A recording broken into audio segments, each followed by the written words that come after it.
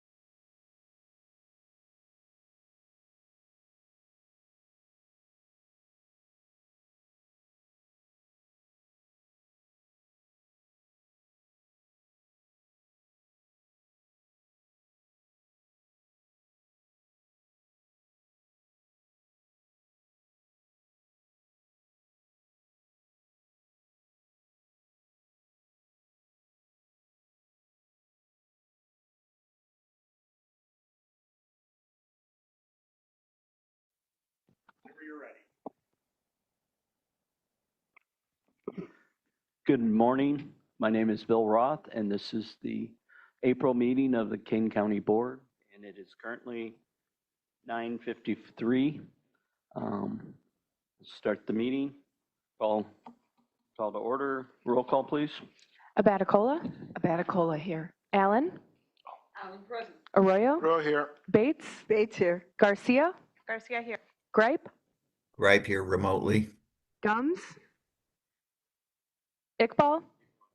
Juby? Juby here. Caius? Caius present. Leonard? Leonard here. Lewis? Linder? Linder here. Molina? Molina present. Penesis? Penesis here. Roth? Roth here. Sanchez? Sanchez present. Strathman? Strathman present. Surgis? Tarver? Tarver's Tepe? here. Williams? David Young? Kim Young? K Young here. Mr. Roth? You have a quorum in the room. A remote attendance. We have Miss Molina, Miss Stratman, Mr. Gripe. Anybody else? Thank you, Mr. Sanchez. Any issues with allowing him in? Them in? Yeah, just Mr. Sanchez. No, sorry. Okay. So they're all. Who signed up for this month given Pledge of Allegiance? I forgot to look at the list. We will ask Miss. Oh. Okay. You can do it from there. Let's do the Pledge of Allegiance. Please stand. Flag is over here.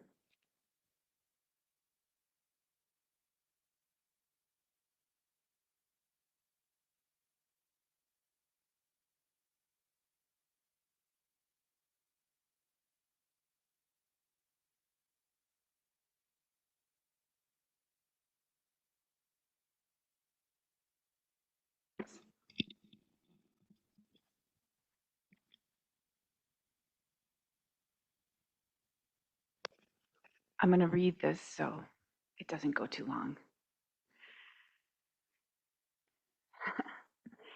It is with a humble heart I come before you this morning, the one true living God, the Father, Son, and Holy Spirit, according to your inherent, infallible, holy word, the ancient texts that have withstood proofs of textual and historical authenticity.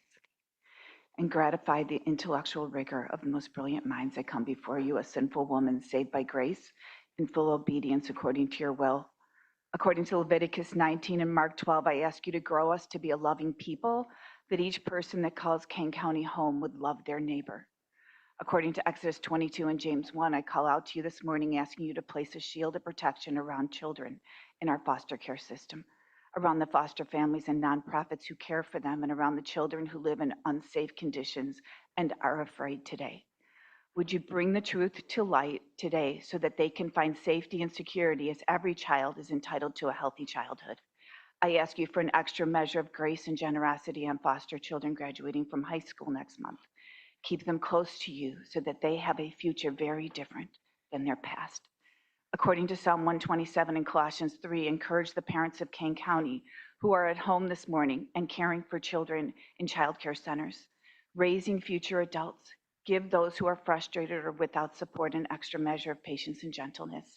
Be with them, Lord, in their homes as they do the most important work there is, raising the next generation of Americans who will one day be our attorneys and plumbers and electricians and first responders and teachers and doctors, who will one day fill these seats in this room and who are the next generations of mothers and fathers. According to Isaiah 43 and John 15, for the sacrificial love and courage, I ask you to place a hedge of protection around our first responders, police, and sheriff.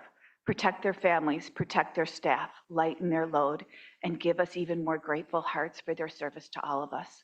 According to Deuteronomy 28, the Lord will open the heavens, the storehouse of his bounty, to send rain on our land in season and bless all the work of the Kane County farmers.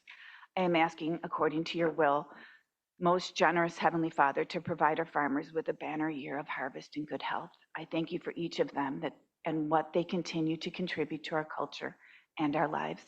Grant them protection and patience from the people as they move their equipment to their land and fields to begin to plant. And may we always remember that although we may tend the field and plant the seed, it is you that bring the harvest.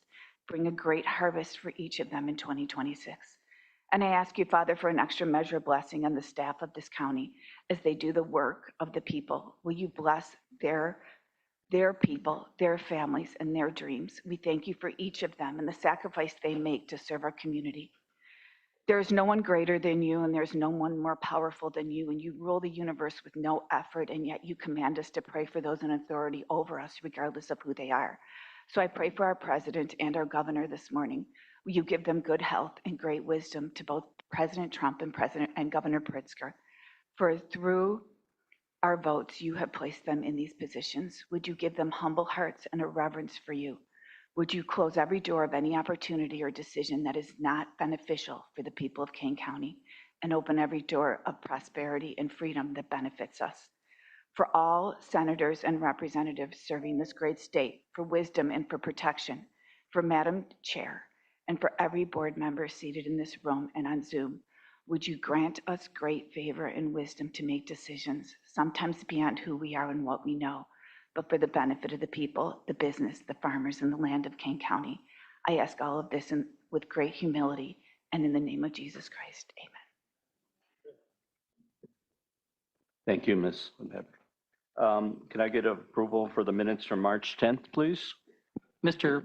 Chair, this is Caius. I would ask for unanimous consent for the approval of the minutes for March 10th, 2026. Okay, everyone in agreement? Great, thank you. Objection? No objection? Okay, public comment. First person is David Young.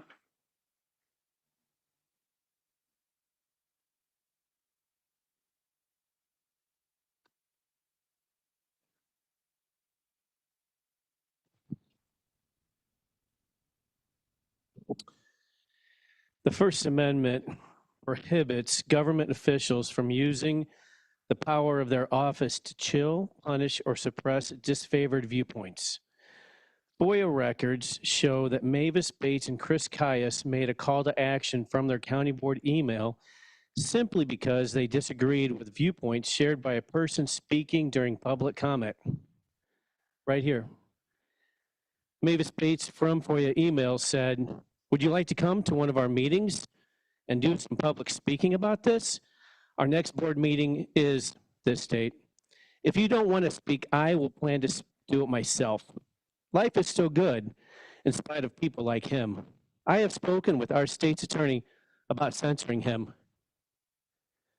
Mavis Bates, from her email, trying to censor somebody from this podium here. Chris Caius, from FOIA email, said, I take all hate speech seriously and find comments you point out personally offensive. I encourage you to express your opinion and defend your position at our board meetings. Go to this link to register to speak. So Caius called the person here, speaking at this podium, what that person had to say, hate speech.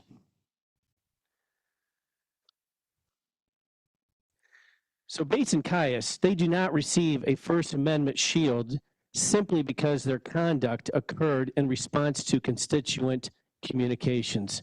So answering their emails, because they have just answering my emails. Well, that doesn't count.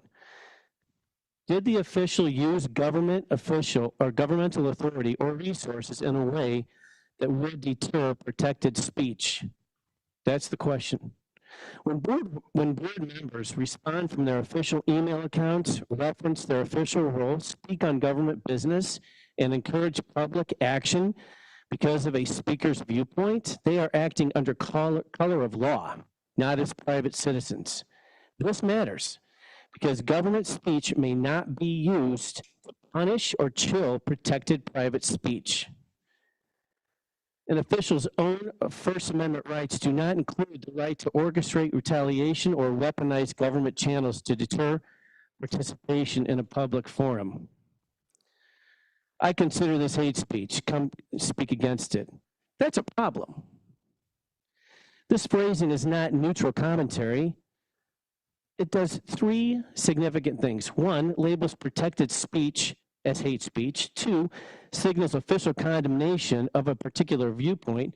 And three, calls on coordinated public opposition using their official authority. Officials' counter speech loses protection when it leverages governmental authority to chill, punish, or suppress disfavored viewpoints, which is exactly what Bates and Caius did. 42 U.S. Section 1983 is a federal civil rights statute that allows individuals to Mr. sue Young, your state. time is up, please. Thank you. Is there, I was timing it. No, there's no buzzer back. Yeah. Okay, thank you. I didn't mention at the beginning, if you're signed up to speak for one of the petitions or special use permits, you'll be called during that time when we discuss those. Okay, next up is Jean Meyer.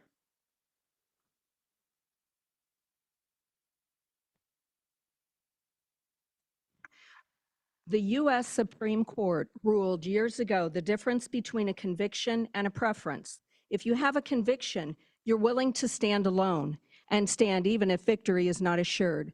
You only have a preference if you would not stand alone or if victory was not assured. No matter what your feelings were at the March public service meeting, I bet deep down you wished you had the courage to stand alone, as my board member Dave Young does, for his convictions. The rest of you stand in a large pack while he stands alone, knowing the resolution on safeguarding our elections to U.S. citizens would not go anywhere in Kane, the new Cook County. I'm here partly to say that I stand with Dave Young on most everything he stands against this pack on, and smiling at you to say when we disagree agreeably. Disagreement does not call for one to fear for one's life. One thing we know for sure is that if a board member does not toe the party line absolutely, they get primaried. So much for freedom in the United States, where in this republic, our elected officials are expected to be rugged individuals who vote their conscience. Dave, I'm standing next to you. As an election judge a few weeks ago, I listened as a liberal Democrat and a conservative Republican judge discuss their worldwide travel. Many countries, they said, would not allow you to enter without having purchased a return ticket, as they did not want you to be a financial burden. The two were not offended at all by this. When I smiled and said, so these countries have closed borders, neither one seemed to get the idea that our country has in the past open borders. And we, the people, have had the financial responsibility for the people coming in without a return ticket. We absolutely need to look at what other countries do. This is not disgusting, as one board member said in the March meeting, but wise. Pride comes before the fall. When we think our country's too great to get ideas elsewhere, we're in danger. In Gail Borden Library's publication just before the primary election, they printed, quote, Kane County Spring Primary Election open to all Kane County residents. Repeating, all Kane County residents. Missing is the fact that if you're not a US citizen, you are not allowed to vote. So in ending, what do I want you to do? I want you to be courageous and be willing to stand alone on issues, crossing the ridiculous party lines when it's needed, willing to be a rugged individual, willing to risk the next election in an attempt to represent your constituents, even if they do primary you. Do not try to silence your opponent. Fight for this nation while you represent this county. And I'm praying for you. Thank you.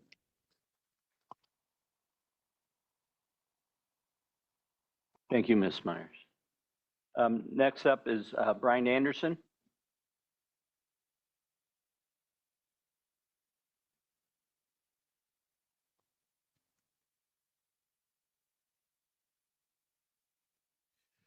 Good morning, Brian Anderson, Sugar Grove.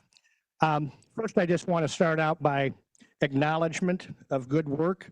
The Finance Committee, the Executive Committee, it seems that for the first time in probably 3 years, we're getting really close to presenting a budget in May. So I tip my hat after 3 years of coming here, gentle pressure applied. We're seeing good results. Thank you for that. Now, I want to take us back. It probably was in January, perhaps before the 2 new appointed board members, and I was hoping Corinne would be here today. These are her words, not mine. How difficult it is to be a county board member, how difficult the job is. And so I'm here once again to share with everyone on this body, perhaps it's time to have an onboarding process. I'm a new board member. I have a packet. I'm going to be spending time with finance, with HR, with building management, with other particular areas of responsibility. If we want to have a functioning board, we probably need to have an onboarding process. So I'm hoping that will be taken into consideration. My next topic, going to be a little bit wavy here because we have so many silos of money. And I'll be talking about it in finance and executive going forward. I think the idea of having one general fund instead of 15 different funds, not only does that make sense for we the people, but it also, I know for a fact, for you board members that have 400, 500, 600 pages to go through, when we look at the budget and the bottom line, here's all of our operating dollars in one silo, not 15. Now, I've been waiting for the board to discuss this for a long, long time. Nobody's brought it up. I will today. It's a sensitive subject. I guess I would call it a resolution establishing procedures for board members' incapacity and a declaration of vacancy. With 46 seconds to go, I'll try to be swift. We need to have something in place that if a board member is long-term ill, perhaps there's a resignation clause in there where we don't have a board member who only zoomed in for almost 3 years and nobody said a word, which leaves me to my 30 seconds left. I would take everybody back to March 19th at the 7:56 minute when Vern Tepe had the audacity to try to not remove David Young in, not because David is defiant and always wants to remote in, because he's out of town for a board meeting. That's the first time I've heard that in my 3.5 years of coming here, and each one of you should take stock in that. Thank you, Mr. Anderson.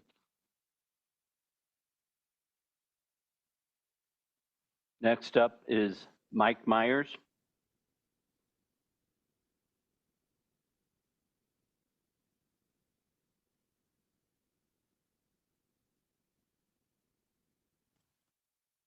My comments are brief. Election integrity is kind of important. My wife Jean and I both do election judge duty once or twice a year. Voting integrity is kind of a proverb around Chicago. Vote early, vote often. Not so good. It is a felony to not be a citizen and vote. Be careful which felonies you ignore. It won't go good. I've heard some comments that it's too difficult to get voter ID.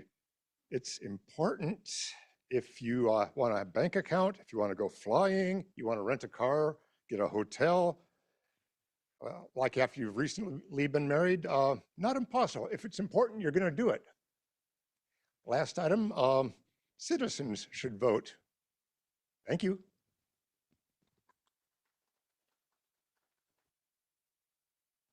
Thank you, Mr. Meyer. Next person is Michelle Bedtag.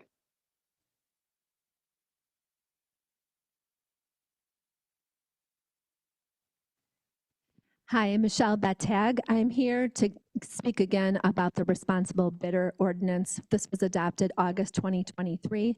In my opinion, this is a very big problem in Kane County.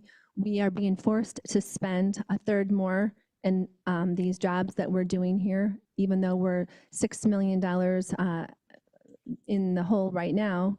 We're spending more per job because of these ridiculous regulations that have been set forth from this ordinance. It's very restrictive and mostly impossible to keep maintaining. It's eliminating jobs that Kane County citizens have been doing for centuries here, doing jobs for the county. Contractors often don't know why they're not chosen, but they're not chosen because they're not part of a union. And these regulations are costing citizens of Kane County more than they need to. Oftentimes, these contractors are not even listed as contractors. They're difficult to find. And there's been a very few bids here that look like almost shadow companies. And I don't know why somebody here is not looking into this and bringing this into the committee to get rid of this. We know, and I don't know if it's a coincidence, a lot of these companies that are getting these bids are contributing to the Democrat Party. I'm not sure why they're not contributing to the Republican Party. I don't know if that's a coincidence or not, but I would like this to be looked into by one board member who's brave enough to bring this forward. We need work within the county, and this is a reason to do it alone. I also want to just bring up the proclamation that you guys are doing regarding farmland and protecting farmland. Later on in the resolution, I'm seeing that we're having solar panels being put on more of this valuable farmland. So I just think that this is a contradiction to what we stand for here in Kane County. And I would like to protect the farmland like you're saying to do. And the solar panels that are very controversial, in my opinion, are making an eyesore and making this unusable land.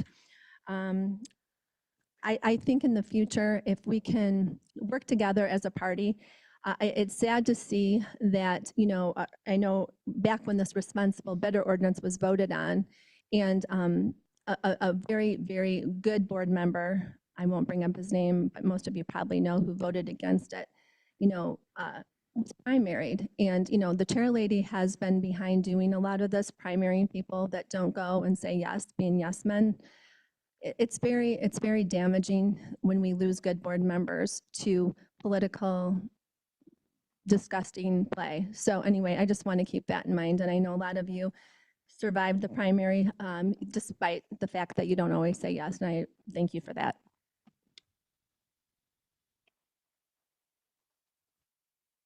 Thank you, Ms. Bedtag.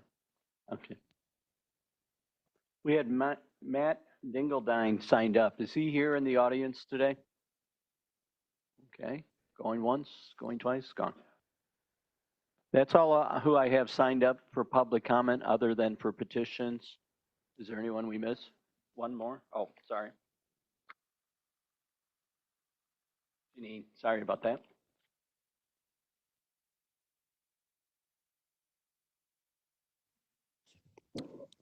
Good morning. My name's Janine Mayer. Kane County has acknowledged structural budget pressures, shortage of $6 million. At the same time, families and businesses in this county are dealing with real financial constraints. Inflation and rising property taxes. Of course, we all know we have the dubious honor of having the highest, first or second highest in the country in property taxes.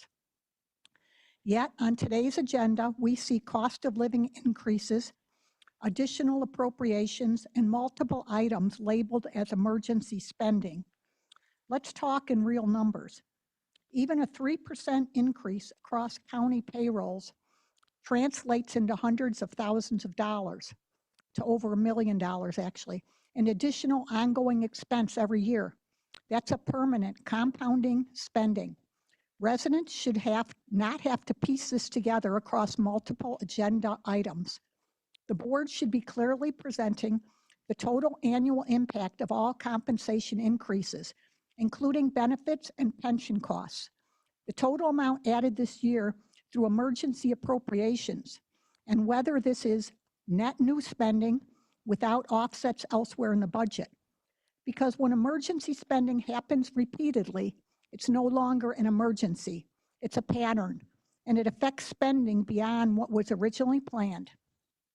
I also see additional funding for the state's attorney's office and outside agencies.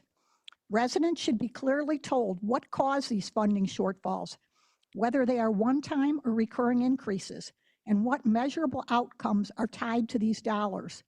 For programs like regional planning funding and ride and cane transportation, the public should know the cost per user of the cost per user or taxpayer impact, whether usage is increasing or declining, and when these programs are reevaluated for efficiency.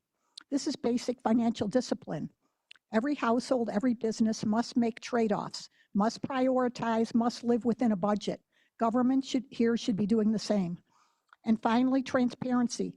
These decisions should be presented in one clear summary, showing the full taxpayer impact, not spread across multiple line items where the true cost is actually difficult to see. And we will continue to show up, and we expect disciplined, transparent, responsible stewardship of taxpayer dollars. Thank you. Thank you, Ms. Meyer. All right, that's it on our list of people who signed up. Did we miss anyone? Okay, thank you. Next is chairman comment. The first person I'm going to sign up is the new CEO of Kane County Economic Development Corporation, Michael Casa. Thank you, Michael. Welcome.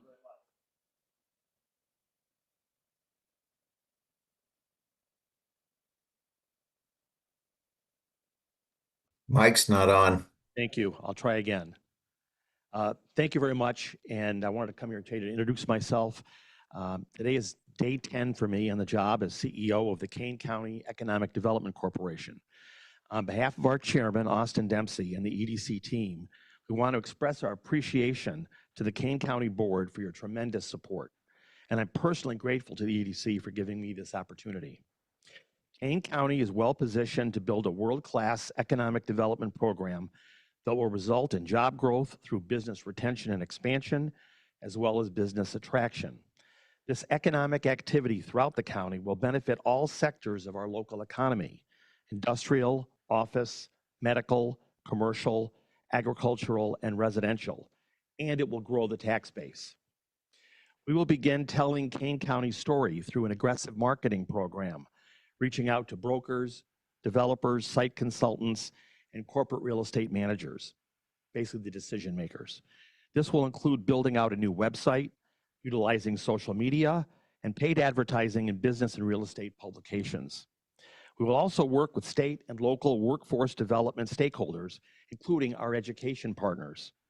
And we'll work hard to build partnerships with all 29 municipalities in Kane County. I want to thank Madam Chairman and Board Member Anita Lewis for their leadership on the EDC Board of Directors.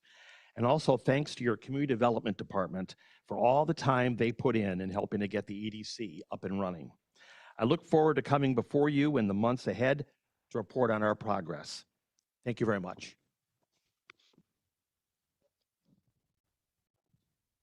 Thank you, Mr. Casa. Okay, the first proclamation, I'm going to ask Ms. Juby to read it, the 25th anniversary of the Farmland Protection Program. Thank you. We're blessed to be in Kane County, where we have one of the highest percentages of high-value prime productivity land, with agriculture being a huge economic driver. So with that, I am happy to proclaim April 10th, 2026 as the 25th anniversary of the Farmland Protection Program. Whereas Kane County recognizes the vital importance of farmland to the economic vitality, environmental health, and cultural heritage of our community.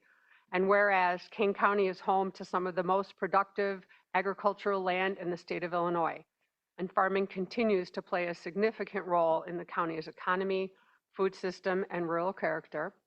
And whereas the Kane County Farmland Protection Program, in partnership with the United States Department of Agriculture, Soil, Water, and Conservation District, Kane County Farm Bureau, and the Conservation Foundation, works to preserve high-quality prime soils by protecting it from permanent conversion to non-agricultural uses, and has permanently protected more than 6,000 acres. And whereas farmland preservation supports local farmers, strengthens the local and regional food supply, sustains natural resources, protects open space, and contributes to responsible land use planning. And whereas the Farmland Protection Program helps ensure that future generations of Kane County residents can benefit from agriculture, open space, and a resilient local economy. And whereas Kane County supports efforts by farmers, landowners, advocacy groups, and public and private partners to conserve farmland and promote sustainable agricultural practices. Now, therefore, be it resolved by the Kane County Board to proclaim April 10th, 2026 as the 25th anniversary of the Farmland Protection Program, and to encourage residents to recognize the value of farmland preservation and support efforts that protect agricultural land now and for future generations. Thank you, Ms. Juby. Is there anyone here from the Agriculture Committee? Department? Okay, why don't we get a picture? Is Julie here? Why don't we come up front by the flag, Matt? You want to talk? Do you have something you would like to say? Okay, why don't we come up here by the U.S. flag, and Ms. Juby and Matt and myself. Oh, yeah, sorry. We'll make a motion. Can I get a motion? You want to move? Okay. All right, thank you. Okay, discussion? Yes, Mr. Young. Right, David Young. It was just pointed out that ironically, later on today, we have 3 petitions that are going to take 55 acres off of agriculture for solar panels. And how many hundreds of acres have we taken off of this farming for solar panels? So I just find that to be ironic. Thank you, Mr. Chairman. I was lucky enough to be going door to door for the very first time as the Farmland Preservation Program was hitting the newspapers. So I had lots of people at the door who were saying, well, all right, so maybe you're going to pay all this money and maybe you're going to do this, but the farmer's just going to go and sell it to Walgreens when he's ready to retire. So I actually read the contract because I was concerned that that could be true. And the contract is circular.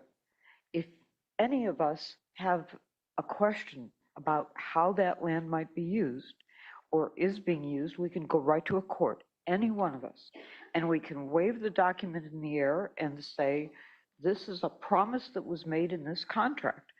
And when the judge gets through reading the thing, he will see that it's circular. Any comment that you have or any concern that you have, you can go to a court, Read the document and you will see that it comes back to the same thing every time. Our farmland is protected in perpetuity. May not always be farmland, but it will always be open space of some kind. It will never be a Walgreens. Now, we think that's a good idea, but the farmer at the door, when Kane County shows up, is hearing, "Hi, I'm from the government and I'm here to help you," in which case doors get slammed in people's faces. And our staff has been so wonderful, largely led by the very first person, Janice Hill, who came from a farming family and was able to say to the people whose door she was at, "I've been there, I've done this, my family does this." And our people were able to win the confidence of the farm community such that we have a waiting list. We can't snap our fingers and have a piece of land go into the program.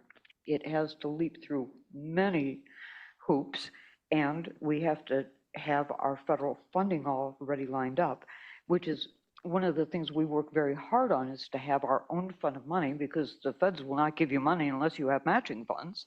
So we have to have all of those items lined up, ready to go, and we have a waiting list. So we will continue to keep this program going for a long time. Thanks for letting me talk. Ms. Juby? So I have two things. One, we have a presentation every ag meeting that tells us how many acres of land have been removed from farming, which is very scary. And we will, at the end of the year, have a total for the year. And second of all, before we take the vote, I would suggest that we do the presentation at ag when we have our Farm Bureau partners and our farming partners, and we have an actual certificate that we can give them. So That's a very good suggestion, and I would second that. Any other comments, discussions? Okay, call the roll, please. Abaticola? Abaticola, aye. Allen? Allen, aye. Arroyo? Arroyo, yes. Bates? Garcia? Garcia, yes. Gripe? Gripe, yes. Iqbal? Yes. Juby? Juby, aye. Caius? Caius, yes. Leonard? Leonard, yes. Linder? Linder, yes. Molina? Molina, yes. Hennessis? Hennessis, yes. Roth? Roth, yes. Sanchez? Sanchez, yes. Strathman? Strathman, yes. Surges? Tarver? Tarver, yes. Tepe? Tempe, yes. Williams? Yes. David Young? Yes. Kim Young? Kay Young, yes. Passes. Okay, thank you. The next proclamation is TMP-26-302, proclaiming April 12th to the 18th, 2006 National Public Safety Telecommunicator Week. Ms. Molina, I was going to have the Vice Chair, Mr. Leonard, read it, if that's okay. That's fine. I know Michelle is there as well. No, she's not. Yes, yes. Oh, the other Michelle, sorry. Yeah, I thought you meant Ms. Gums. Okay, the proclamation, which is proclaiming April 12th to the 18th, 2026, the National Public Safety Telecommunication Week. Whereas over 1.5 million dedicated men and women are engaged in the operation of emergency response system for federal, state, and local government entities throughout the United States. And whereas the Kane County Emergency Communication Center that receives these calls has emerged as the first point of contact for persons seeking immediate emergency assistance and is expected to multitask under emergency conditions with compassion, accuracy, and professionalism throughout the year. And whereas this week, celebrated annually, honors the thousands of men and women who respond to emergency calls, dispatch emergency professionals and equipment, and render life-saving assistance to the citizens, residents, and visitors of Kane County. And whereas the Kane County Board Chairman is authorized and requested to issue a proclamation calling on the people of Kane County to observe this week with appropriate ceremonies and activities. Now, therefore, be it proclaimed by the Kane County Board that the chairman thereof may and hereby will declare the week beginning April 12, 2026 through April 18, 2026, National Public Safety Communication Week, and congratulate the dedicated and hardworking members of the Kane County Emergency Communication Center for their ongoing services rendered to the community. Thank you, Mr. Leonard. Michelle, did you have anything you would want to comment?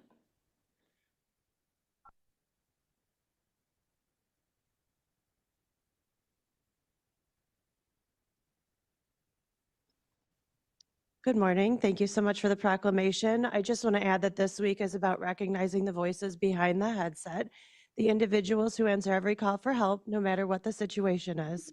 Our telecommunicators demonstrate resilience and compassion in some of the most challenging moments people will ever face.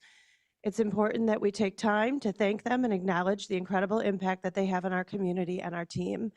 And as you met, I think, at our last legislative meeting, while we're proclaiming this National Telecommunicator Week for KaneCom, we also have 4 more communication centers in Kane County. So we are thankful for Aurora Dispatch, Elgin Dispatch, Quadcom Dispatch, and Tricom Dispatch. So this is a big week for all of us, and we always appreciate the board's support. You're welcome to come by and see our team, take a little tour. We've got theme days every day this week, so thank you. Okay. Can I get a motion and a second, please, for this proclamation? Leonard will move. Okay, thank you. Discussion? No discussion? Call the roll, please. Abaticola. Abaticola, aye. Allen. Allen, aye. Arroyo. Yes. Bates. Garcia. Garcia, yes. Gripe. Gripe, yes. Juby. Juby, aye. Iqbal. Iqbal, yes. Caius. Caius, yes. Leonard. Lewis. Linder. Linder, yes. Molina. Molina, yes. Hennessis. Hennessis, yes. Roth. Roth, yes. Sanchez. Mr. Sanchez, yes. Strathman. Strathman, yes. Surgis. Tarver. Tarver, yes. Tepe. Tepe, yes. Williams. Yeah. David Young. Kim Young. Kay Young, yes. Passes.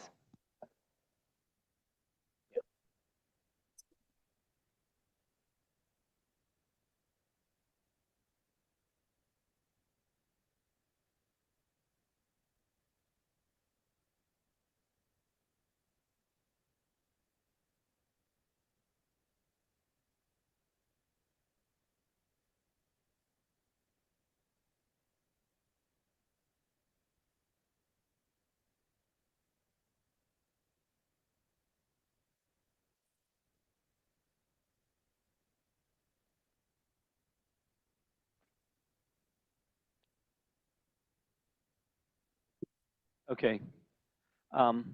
Blair informed me, Mr. Dingledine had issues getting into Zoom to his comment.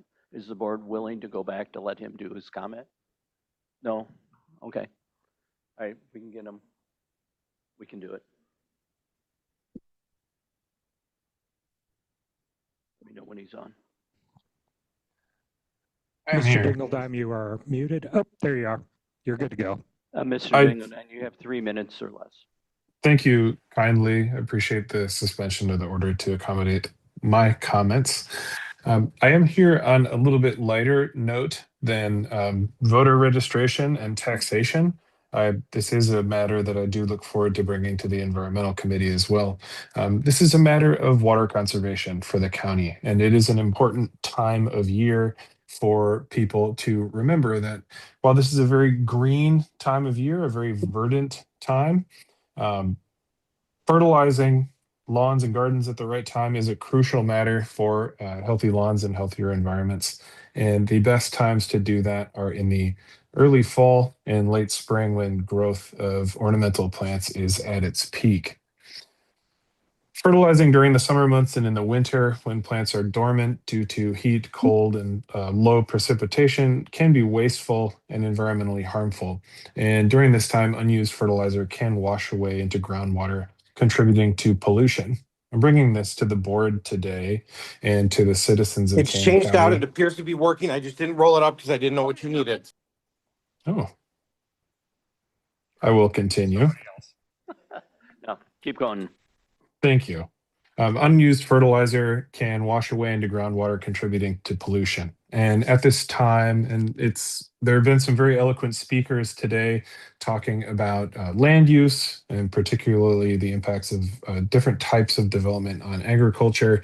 We will inevitably in the county be confronting the issue of the development and use of water for possibly data centers as development of those continues. And I'm not here to debate or support the merits of that kind of development. I'm just saying that improper fertilizer use can contribute to algae blooms, hypoxic conditions in waterways, and unsafe groundwater, a matter that affects every resident of Kane County that is using groundwater for their daily needs. So that's it. With a minute to go, thank you again for suspending the order so I can make these comments. I do look forward to talking with the Environmental Committee about this, and I hope that you all can get behind this cause of clean, safe drinking water for our communities.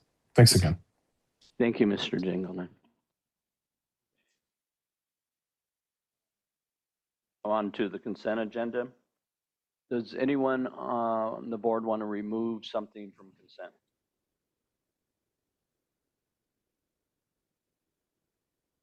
Nope. Okay. Bill, Mr. Roth, Yes. it's John Gripe. I have two I'd like to remove from consent agenda if we could.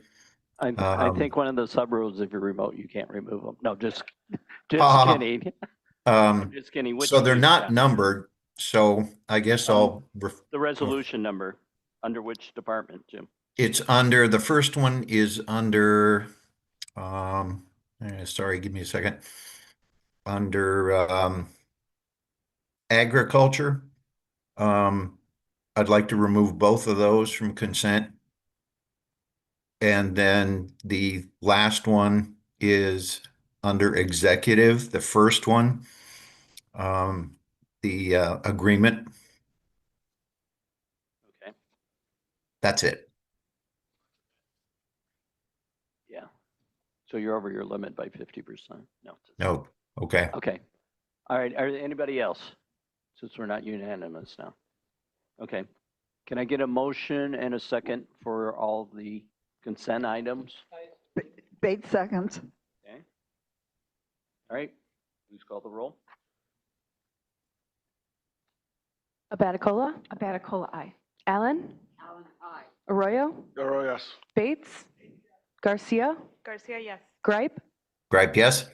Iqbal? Iqbal, yes. Juby? Juby, aye. Caius? Caius, yes. Leonard? Leonard, yes. Linder? Linder, yes. Molina? Molina, yes. Pennisis? Pennisis, yes. Roth? Roth, yes. Sanchez? Sanchez, yes. Strathman? Strathman, yes. Sturgis?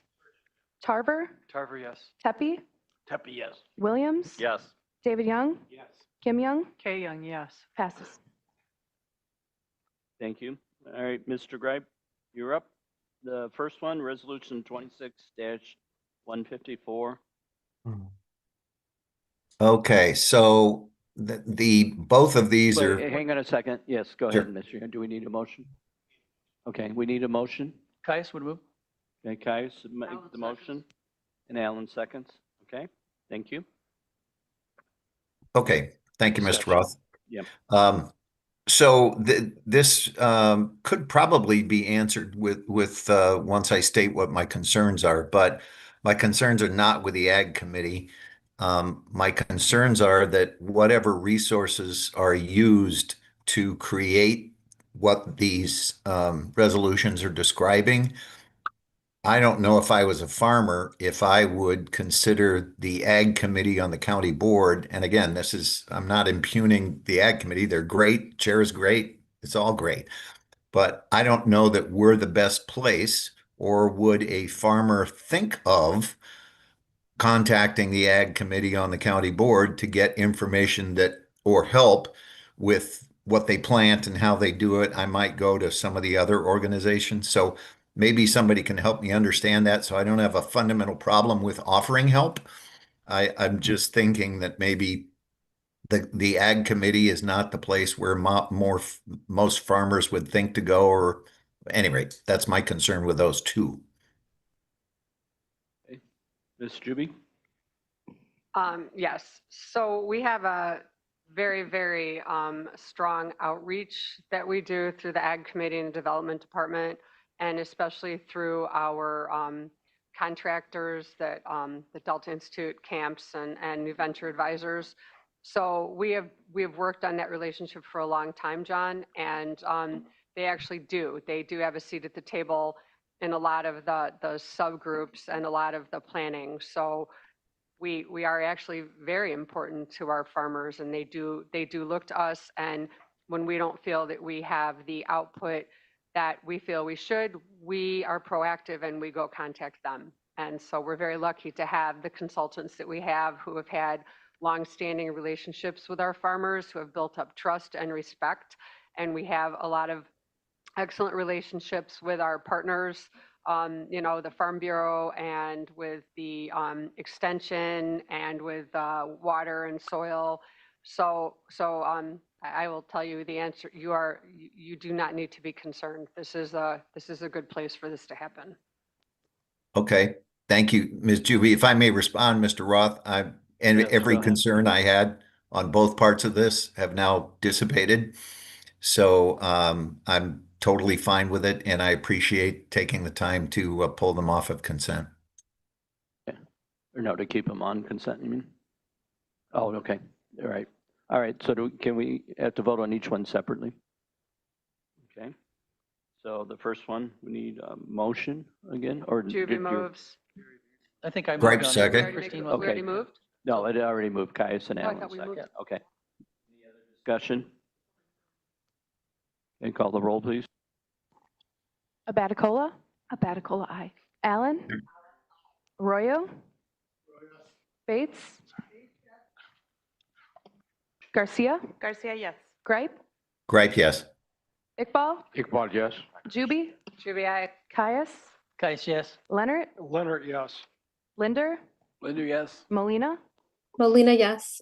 Hennessis, Hennessis, yes. Roth, Sanchez, Sanchez, yes. Strathman, Strathman, yes. Surgis, Tarver, Tarver, yes. Tepe, Jeppe, yes. Williams, Yes. David Young, Yes. Kim Young, Kay Young, yes. passes. Thank you. All right, I need a motion for the second resolution, 26-155, authorizing a contract with the Delta Institute Camp Sustainable Agricultural Group LLC and the New Venture Advisors to provide food and agricultural project consultant. Hennessis will second. Gripe, yeah, fine. Genesis, okay, discussion? Hearing none, call the roll, please. Abaticola, Abaticola, aye. Allen, Arroyo, Bates, Garcia, Gripe, Gripe, yes. Iqbal, Iqbal, yes. Juby, Juby, aye. Caius, Caius, yes. Leonard, Leonard, yes. Linder, Linder, yes. Molina, Molina, yes. Hennessis, Hennessis, yes. Roth, Roth, yes. Sanchez, Sanchez, yes. Strathman, Strathman, yes. Surgis, Tarver, Tarver, yes. Tepe, Jeppe, yes. Williams, Yes. David Young, Yes. Kim Young, Kay Young, yes. passes. Thank you. Okay, the next one, pulled off consent was resolution 26-161, authorizing a resolution to execute an agreement between the County of Kane and Las Voz de Esprenta in the amount of $65,000 to support the organization development to serve families in Kane County. All right, let's do a motion in a second. Tarver, motion. And who second? Iqbal? Okay, discussion, Mr. Gripe? All right, thank you, Mr. Chair. So this one's a little harder for me than the last two. I did a lot of research into this organization, and I was asking myself, what's this $65,000 going to be used for? And I couldn't answer the question after I read the resolution or did a bunch of research. My concern is not with the organization. Apparently, they are quite good at communicating with at least the Spanish-speaking organization, people in Kane County. But as late as of last year, late last year, actually, I don't know if they had a board and they didn't have a board president. Their web presence, if you Google them, all you're going to see is Kane County Health Department comments and posts and things like that. There's nothing out there about this. So I kept going and I'm like, okay, there's got to be something about them somewhere. This organization apparently is elsewhere in the country, at least by the same name. And I don't have a problem with this, but it is a religious organization that promotes, help in the community and whatnot. So, but it seems to have a very different mission than this particular group of the same name would. And my concern is I don't know where the 65,000 is going to go. They do a lot of off volunteer led, have a coffee here, do a something there. It's pretty, looks like a volunteer organization kind of thing. And again, that's not a problem, but I don't see exactly where the 65,000 is going to go, and I would just like to know that before we just throw 65,000 at an organization that's probably a good place, but I have no idea what we're spending it on. And relative to some of the comments that public speakers have given today, we should know more. Okay, thank you, Mr. Gripe. I'm calling Michael Isaacson up to discuss. Good morning, everyone. Michael Isaacson, Executive Director at the Kane County Health Department. I think Mr. Gripes made some excellent points, but this grant is rather unique. So this, I'll back up about 7 years. The Health Department received a $2.9 million grant, private funds from the Illinois Children's Healthcare Foundation, specifically to look at our system of care for children's mental health. So over the past 7 years, we've been building that. A large part of that, and we report to the board, and I think people are quite pleased with a lot of what comes out of that. One big tenet of that work is community voice. And we've done a lot to engage parents over the years, actually, even before this grant, but this grant was key in helping us to move things forward. So working with the Children's Healthcare Foundation, we have really strengthened parent voice, and we actually have stipended parents to participate in work. We go to meetings and we say, we need more parents here. But everybody at the table is paid except for the parents. And they may have transportation issues, they may have childcare issues. So we've really built that up. This last year, the county board approved the health department accepting a $150,000 grant, also from the Illinois Children's Healthcare Foundation. And this is where it gets unique. This grant was explicitly for us to create what is designated as an FRO, or a family-run organization. So this is a special designation within the state of Illinois, which would open this organization up to future funding. And the purpose of this $150,000 grant was to create this organization. So that's why I think Mr. Gripe's comments are right on. We worked to form the board. We worked with technical assistance with the foundation to bring in legal assistance and financial assistance. This group has a business plan, and I'll frequently say this is one of the models that we use where we've worked and supported our parents. Now with this funding, we're actually launching this group, so it's no longer the county. Now it is its own 501c3 that will stand on its own feet, and the funder really intended for us to push this funding through. And in working with the state's attorney's office, we're not purchasing services. This is what would be considered a pass-through, whereas per the contract that we have with the foundation, once we form this organization, now it's its own separate entity, and they are hiring an executive director. As I mentioned, they do have a business plan, but they are their own separate organization, but it's a brand new organization. And if the name is in common with any of the national stuff, it's not affiliated with any other organizations like that around the country. This is just the name that this board picked. So I hope that answers your questions, Mr. Gripe. Yes, Michael, it's very helpful as I'd expected coming from you. It answers a lot of questions. Thank you. I'm just curious though, one final question. Do you expect this amount of money to be needed, or an additional amount of money each year to grow that group?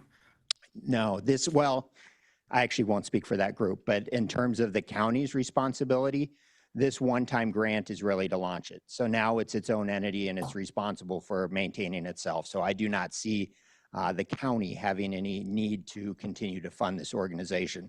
They're going to go out and again, as a FRO or a family-run organization, they're going to have special access to funding in Illinois. And I'm sure we'll work together on grants and things like that. But I don't see us directly paying them any more than this. Okay, great. Thank you, sir. Appreciate it. Thank you, Michael. Any other discussion? Yes, Mr. Iqbal. Yeah, Mr. Chairman, I have a question. This our resolution came from the exec committee, but not from the public health committee. What's the reason? Michael? I apologize. I should have mentioned that. Our committee meeting was the day after the elevator broke down. So our committee was canceled for this month, but because this is a new fledgling organization that's hired an executive director and is ready to move forward, it became a time-sensitive issue. So Madam Chair was willing to let it go straight to executive committee, but otherwise it definitely would have gone through public health committee. Any other? Okay. Call the roll, please. Abatacola. Batacola, aye. Allen. Allen, aye. Arroyo. Arroyo, yes. Bates. Garcia. Garcia, yes. Gripe. Gripe, yes. Iqbal. Iqbal, yes. Juby. Juby, aye. Caius. Caius, yes. Leonard. Leonard, yes. Linder. Linder, yes. Molina. Molina, yes. Penesis. Penesis, yes. Roth. Roth, yes. Sanchez. Sanchez, yes. Strathman. Strathman, yes. Surgis. Yes. Tarver. Tarver, yes. Tepe. Tepe, yes. Williams. Yes. David Young. Yes. Kim Young. Passes. Thank you. All right, we're done with the consent agenda. We're now into zoning petitions. Mr. Williams, the Thank show's you, all Mr. yours. Chair. We have 4 matters for your consideration this morning. The first is TMP-26-384, petition number 4671. The petitioner is Patricia Karwowski. The location of the property is 19 North 310 Boyer Road, Dundee Township. The proposed use is the continuation of an expired interim special use permit in the F Farming zoning district to allow for a construction business to operate on the property.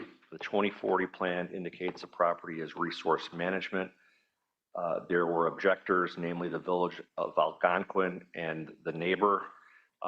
The zoning board of appeals recommended approval with the caveat that the interim special use be extended for 3 years, not 5 years. The development committee recommended approval with the stipulation that the interim special use be granted for a 1-year period. I think Ms. Zine is in the audience and I'll ask her to come up here, but just to give you a little bit more flavor of the situation, the interim special use was granted in February of 2017. It expired in February of 22. In November of 23, the property owner was informed that the use had expired and they need to bring the property into compliance. And here we are 3 years later. So with that, I'll turn it over to Ms. Zine.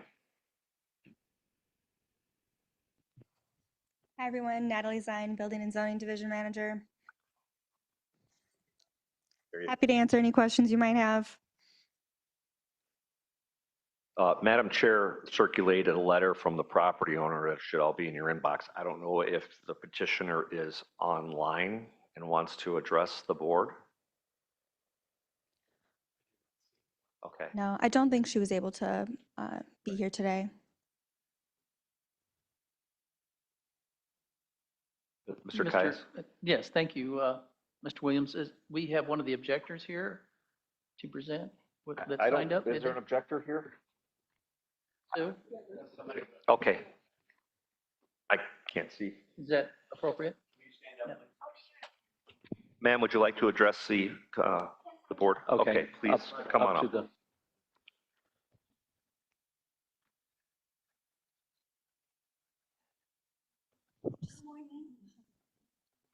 Please state your name and your address, please. My name is Sue Tortoria. You got to get the mic closer.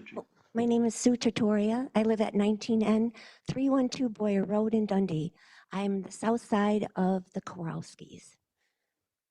Throughout this permit process, I've learned that accountability is too often overlooked. Statements like "I didn't understand" and "I don't know" should not excuse years of failing to follow the clear rules and requirements. At some point, those explanations are no longer acceptable.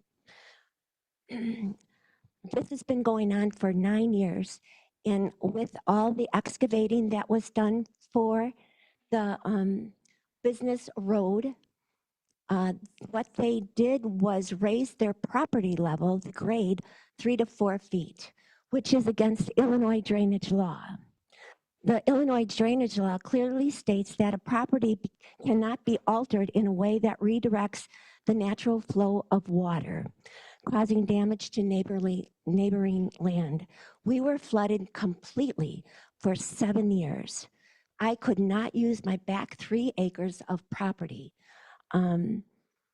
until Kane County came and in 2023 helped us, and we put a drain tile in. But I paid $3,000, over $3,000, to have this drain tile put in from a mistake that was not permitted to begin with. The impact of digging the business road went against the law and was fallen on my husband and myself. So what the responsibility party was not only failed to comply with the simple stipulations on the interim special use permit that was originally given to them, they had were able to have 4 containers, shipping containers. They wound up having 10. They had more trailers than that should have been there. And they moved their west gate to the south gate, which is giving them entrance to my property with their skid steer. So they're trespassing.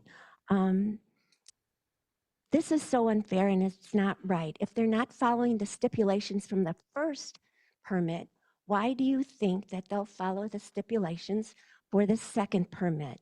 I stand my ground because this is not about us. It's about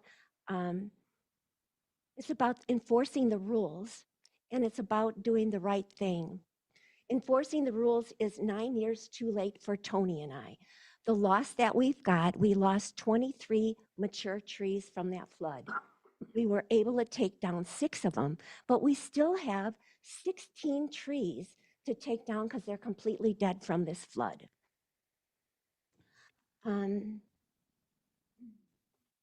I guess that's about all I wanted to say, but I'm against the permit, for them to get the permit again. Thank you for listening to me and thank you for being here. Thank you very much. You're welcome. Mr. Chair, Surges? Yes, Mr. Mr. Williams. Chris, can you help me? Is this, I'm trying to dial in where this is. Is this Tyrell and Huntley Road back in that section there? It's north of Huntley, about a quarter mile or half mile west of Randall. North of Longmeadow Parkway. North-south. It's a north-south road, Boyer. Just a few houses. And I believe there, if I could add, I believe I got a note from the other neighbor that I also read at the development committee who objects. So it's both sides are. Yes. So the purpose of the special use permit, so we're clear, an interim special use permit is to allow a period of time for the property owner to transition to a new location where the zoning is appropriate for the use. That was 9 years ago. So the development committee, we don't want to put anybody out of business, but they've had 9 years to relocate their business and they haven't done it. And the testimony was that they weren't the greatest neighbor. They expanded the use. So we felt that it was appropriate to give them a year to get their house in order and find a new location. So I think it'd probably be appropriate for somebody to make a motion before we continue discussion, if somebody wants to make a motion. Caius would move. Or a second. Uh, No, Mr. Mr. Chairman, Arroyo? if I recall, isn't it Ms. Karovska's testimony that she will be leaving the area? And that she needs the year permit to move out? Is that, if I remember that? She That's was her. just shutting the business down and moving, if I recall. I don't think she is shutting down anytime soon. She knows she has to leave, but, you know, it's been 9 years. Yeah, I agreed to the year permit under condition she was leaving the area. Or did I misunderstand? Mrs. Karashko, when she gave her testimony there. Does anyone have the minutes from that, or? Well, her letter, I think, indicates she is opposed to the 1 year and wants a greater period of time. So that suggests to me that she plans on staying. My recall was she was planning on moving, but she wanted 3 years to move versus 1 year. Right. And she's already had 9 years, yeah. So. Chris, this is in your district? Yes, it's in my district. What are your thoughts on this? I think it speaks for itself. She's had 9 years to move. I think it's generous of the board to give her another year to move. She did 5 of those years under the same permit, the original permit, and then 3 years where she didn't even fill out or she did not fill out or respond to the lapse of that conditional. And I think she was requesting another 4 years. But the committee has suggested that 1 year would be appropriate to allow her to transition, whether she leaves or not, would allow her to transition to a non-commercial, because it's a ranch farm zoning. I'll be supporting Chris on that. Ms. Juby? I have to know who to look at. I've found in my 3 years in this job that people's past actions are a pretty good indicator of what their future actions are going to be. And I am also inclined to support our committee process. And I think the development committee had a robust conversation about this, and you guys were incredibly justified in reducing it down to 1 year. So I will be supporting what you put forward. Mr. Tepe? Part of my concern is, how do we enforce these rules? One of the things that bothers me is on Highland Avenue, there's been a trucking company that's been violating the rules now for years, despite the fact that they said they were going to move. So, Mr. Frank, how do we enforce these rules when people violate them?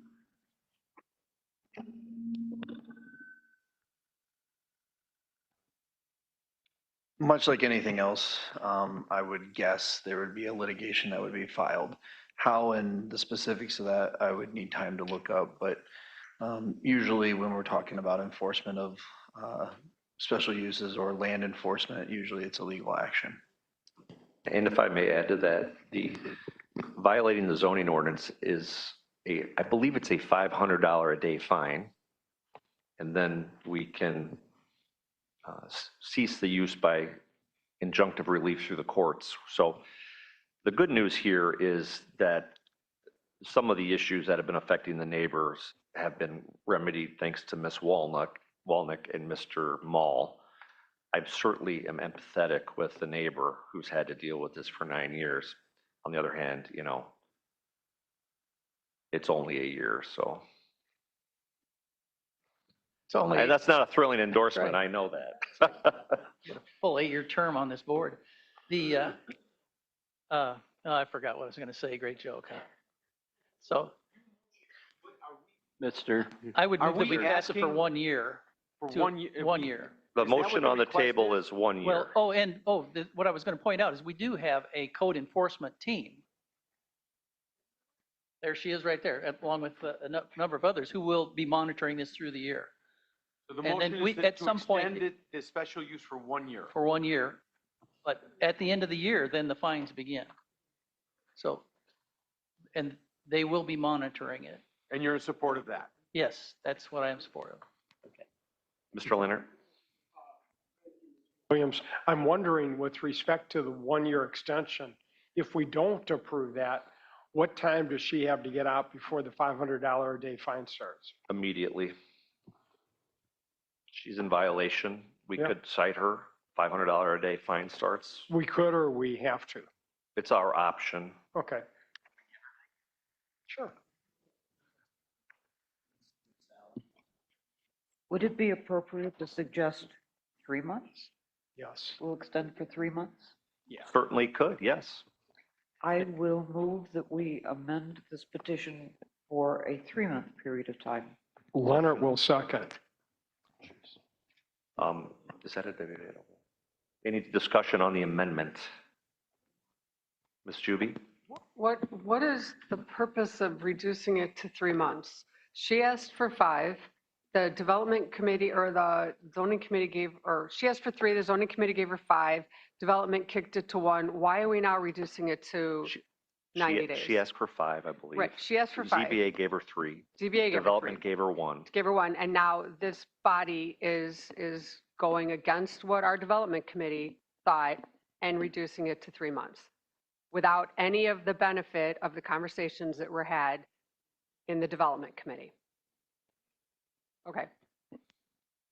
I'll Ms. just Allen? respond saying that I listened in on the development committee and I've watched this, and I just think with all the information that's on the table and from the neighbors that 3 months is probably 3 months too long. But I think people need some time to make their plans, so I'm suggesting 3 months. So if we could call the question on the amendment, Christine? The amendment is for 90 days. The motion is to amend the stipulation to Okay. 90 days from 1 year. Okay. Abaticola. I have one more question. Okay, we'll suspend the rules for your question. Why did you choose a year and not 6 months or 90 days? To give her time to relocate her business off-site. Which, yes. Question, Mr. Chair. Yes, Mr. Gripe? So we're at 90 days now or a That's year? the motion pending. We're going to vote on that here.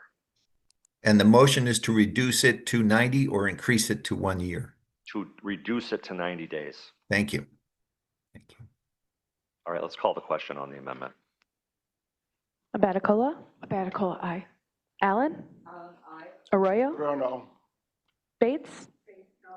Garcia. Gripe. Gripe, yes. Iqbal. Iqbal, no. Juby. Juby, no. Caius. Caius, no. Leonard. Leonard, yes. Linder. Linder, yes. Molina. Molina, no. Genesis. Roth. Roth, no. Sanchez. Sanchez, no. Strathman. Strathman, no. Surgis. Tarver. Tarver, no. Tepe. Reluctantly, no. Williams. Yes. David Young. Yes.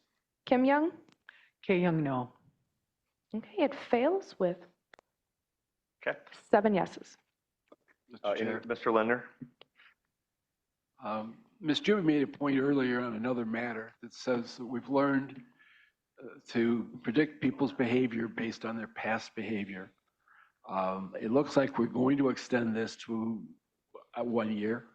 If we do that, we need to be ready, and the development department needs to be ready, that on day 366, we take action against this person. And, you know, in fact, if we have to enforce that we go in and remove her stuff, we need to be ready. We can't give her more time. I will ask John Mull to put it on his calendar for April 15th, 2027. Mr. Caius. Mr. Williams, I have an assurance from Mr. Mull that he will be, he will act on this prior to that with notifications that this will not be a surprise in a year, so. Yes. And, yeah, I think I'll leave it at that. unless- Mr. Surgis. Rick, to your comments, Chris, I'm so happy to support you on this and Leslie with the committee process. But honestly, if we're going to give this a full year without a checkpoint halfway through it, that's a mistake. There has to be something built into this. Mike's not working. Oh, shit, sorry. That better? There we go. We're being told that if our mics are on by the speakers, this is going to happen. So, yeah. So my point is my question is there something built into this process that that has watershed moments, that has checkpoints that say, hey, listen, you're 3 months, we were expecting this, and Mark, maybe we could build those in. I'd be happy to delay this a month if you build those in. I don't want to get to this point next year and next April, somebody sitting here is going, oh my gosh, now, wait, no, you have plenty of time. Cliff, I think the way to handle that is to instruct Mr. Mall to give notice 9 months out, 6 months out, and 3 months out. If your counsel is that, I am happy with it. And I don't think there'd be any problem with Mr. Mall providing that notice. No, and just to clarify, this is an active open violation. So it's already in adjudication, and John Mall has indicated that he will continue to request updates and progress reports throughout the 1-year period. I would be satisfied with that. Thank you. Okay, are we ready to vote? Let's call the question, please. Abaticola? Aye. Abaticola, aye. Allen? Arroyo? Oh, yes. Bates? Bates, yes. Garcia? Gripe? Gripe, yes. Iqbal? Iqbal, yes. Juby? Juby, aye. Caius? Caius, yes. Leonard? Leonard, no. Linder? Linder, no. Molina? Molina, yes. Hennessis? Hennessis, yes. Roth? Roth, yes. Sanchez? Mr. Sanchez? Strathman? Strathman, yes. Surgis? Tarver? Tarver, yes. Tepe? Tepe, yes. Williams? Williams, no. David Young? No. Kim Young? Kay Young, yes. All right, passes 4 noes. Okay, thank you. Next item for your consideration is TMP-26-389, petition number 4679. Petitioner is IL Solar 07 LLC. This is found at page 1185 of your packet. The location of the property is approximately 15 acres, located at 45 West 502 Reed Road, Maple Park, Virgil Township, Kane County. Proposed use is a special use permit in the F farming zoning district to allow for the development of a commercial solar energy facility. The 2040 plan has this property as agricultural. There were no objectors. The recommendation from the zoning board was approval, and the development committee recommended approval. Is there a representative from the petitioner in the audience who'd like to address the board? Yes, thank you, Mr. Williams. My name is Andy Melka with Horizon Solar Power. It's nice to be before the whole board again. It's been a couple of years. This is a fairly straightforward project. It's a smaller site, 15 acres, with a proposed small battery energy storage system. As Mr. Williams said, there were no objectors. We talked to the neighbors. Everybody was completely accepting of it, and I'm happy to answer any questions the board may have and humbly ask for your approval. Any questions for the petitioner? I'd make a motion to approve and ask for a second. Seconded by Bates. Any further discussion? Seeing none, let's call the roll. Oh, sorry, Miss Allen, you've got to be quicker than that. Just a quick question. It looks like there is owner presence on the property. Is there? Pardon me, a what? It looks like there's an owner living on the property, or someone is living on the property, and can we assume that that person is either the owner who wants this project or is someone who's agreed to it? It is indeed the owner that lives in that farmstead adjacent to the property. I take that as a good sign. Thank you. Any further discussion? Call the roll, please. Abaticola? Abaticola, aye. Allen? Allen, aye. Arroyo? Oh, yes. Bates? Garcia? Gripe? Gripe, yes. Iqbal? Iqbal, yes. Juby? Juby, aye. Caius? Caius, yes. Leonard? Leonard, no. Linder? Linder, yes. Molina? Molina, yes. Hennessis? Hennessis, yes. Roth? Roth, yes. Sanchez? Sorry, was that you, Mr. Sanchez? Strathman? Strathman, yes. Surgis? Tarver? Tarver, yes. Tepe? Tepe, yes. Williams? Yes. David Young? Yes. Kim Young? Kay Young, yes. Passes 2 noes. Surgis, Is this in your district, sir? Yes. I would like to change my vote to yes. Noted. I apologize. I thought it was a different. And I remind the committee and the audience that under Illinois law, we have very limited ability to not approve these facilities.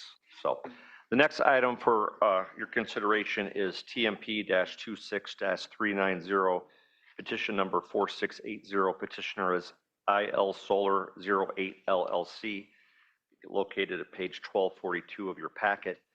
The property is located, it's 30 acres, generally located south of Powers Road, west of Ridgefield Road in Rutland Township in Kane County. The proposed use is a special use permit in the F Farming Zoning District to allow for the development of a commercial solar energy facility. The 2040 plan indicates the property is countryside estate residential. There were a few area residents objecting. The Zoning Board of Appeal recommended approval. The Development Committee recommended approval. I believe Mr. Milka is here on this petition as well, if you'd like to inform the board about this project. Yes, thank you, Mr. Williams. First, I'd like to invite, well, standing with me are the landowners, Ed and Karen Palmy, and Ed has a very brief statement that he'd like to make, and then I will make one more. Hello, yes, Ed Palmy, live in Woodstock. We've owned this property for 20 years and had interesting thing with Amazon going on right next door. But we think it's a great opportunity for this parcel. Thank you. Yes, thank you, Ed. And to correct you on one quick thing, Mr. Williams, there were actually no objectors at the ZBA. There was one neighbor who spoke up and said, I'm not supportive or against this project, but he had some concerns about drainage, which had pre-existed our presence on the property, or even, well, we don't even have any presence as of this point. It is right next to the large Amazon distribution warehouse, which is shaded by the Huntley municipal boundary over there. We had very good series of community meetings, including a large meeting of the subdivision immediately to the south of the site, answered a lot of questions. And when we left that room, again, very, very few, if any, objections from the community. We think this is a good site, fairly well naturally hidden, good access from Powers Road, and again, open for questions and humbly ask for your approval as well. Mr. Milky, you are correct. There were no objectors. I just read what they put in front of me, so I understand. I apologize for that. Yes, sir. Any questions for the petitioner? Ms. Allen? I appreciate that there seems to be a whole lot of mature trees north of this property. When you're putting in your access road from Powers, can you try and protect that? I think it comes that way. Or have I gotten it wrong? No, thank you, Member Allen. That is correct that we will be coming in from Powers Road. We're going to be following a historical dirt path that winds down from the high point of Powers Road. Excuse me, makes a bit of an S curve as it reaches the northeast corner of the site. If there are large trees right in the center of what in that area, we would remove them to make access for us, but we will limit that to the extent feasible. The power lines will also be coming in from Powers Road following that same historic dirt path. Ms. Bates? Thank you. This is not a question, I will admit. I'd just like to say that to make some people feel a little bit better about our land being used for solar, that right now 28 to 30% of Illinois corn production goes to ethanol production. So that means we are turning some of our farmland from one form of energy to another, and a less polluting form of energy. In this case especially, I'm glad to see the owners here. Solar panels preserve farmland for future generations and can be removed in the future, unlike a warehouse, a data center, or even a subdivision, which can look nice, but is still taking that farmland permanently out of production. So I think it also puts more energy onto our grid, which will help reduce our electric bills, and it's clean energy, which reduces pollution. So I'm glad this is here today. Thank you very I will also much. add that the site is very well screened, so we appreciate the additional work you're doing on that as well. So any other questions for the petitioner? May I make one more comment, Mr. Williams? Is that based on the feedback from the neighbors, we have actually increased the size of the trees at the time of planting from 5 feet tall to 7 feet tall. Ms. Baticola, it's your district. Do you have a comment or a question? I do. I was at the zoning meeting and saw the respect and the support for this and the thorough presentation. And I also drove the site myself and noticed the road. I wanted to make sure that everything I was told I saw with my own eyes. So it's really a great place for this. If this is what the private property owner wants to do with their land, and if it's within our zoning requirements, I have my full support. Thank you. Okay, I'd make a motion to approve and ask for a second. Bates, seconds. I heard Linda first. Sorry, Ms. Bates. Any further discussion? Okay, let's call the question. Baticola? Baticola, aye. Allen? Arroyo? Yes. Bates? Bates, yes. Garcia? Gripe? Gripe, yes. Iqbal? Iqbal, yes. Juby? Judy, yes. Caius? Caius, yes. Leonard? Leonard, yes. Linder? Linder, yes. Molina? Molina, yes. Hennessis? Hennessis, yes. Roth? Roth, yes. Sanchez? Strathman? Strathman, yes. Surges? Tarver? Tarver, yes. Tepe? Deputy, yes. Williams? Yes. David Young? Yes. Kim Young? Passes. Thank you all very much. The next item for your consideration is TMP-26-392, petition number 4681. Petitioner is USS Webb LLC. The property is a 10-acre parcel located at 14N937 Briar Hill Road, Hampshire, Illinois. The proposed use is a special use in the F Farming Zoning District to allow for the development of a 1.25 megawatt commercial solar energy facility. The 2040 plan indicates the property is agriculture. There evidently were a few area residents with some objections.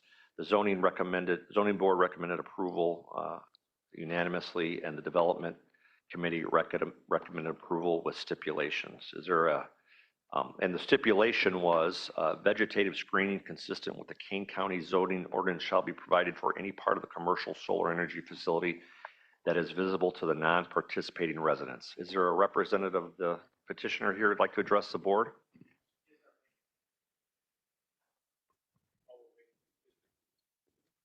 Fine. We're going to do a motion after they present. Thank you. Good morning, ladies and gentlemen of the board. This is a pretty small project. My name is Tyler Morris. I'm a senior developer at US Solar.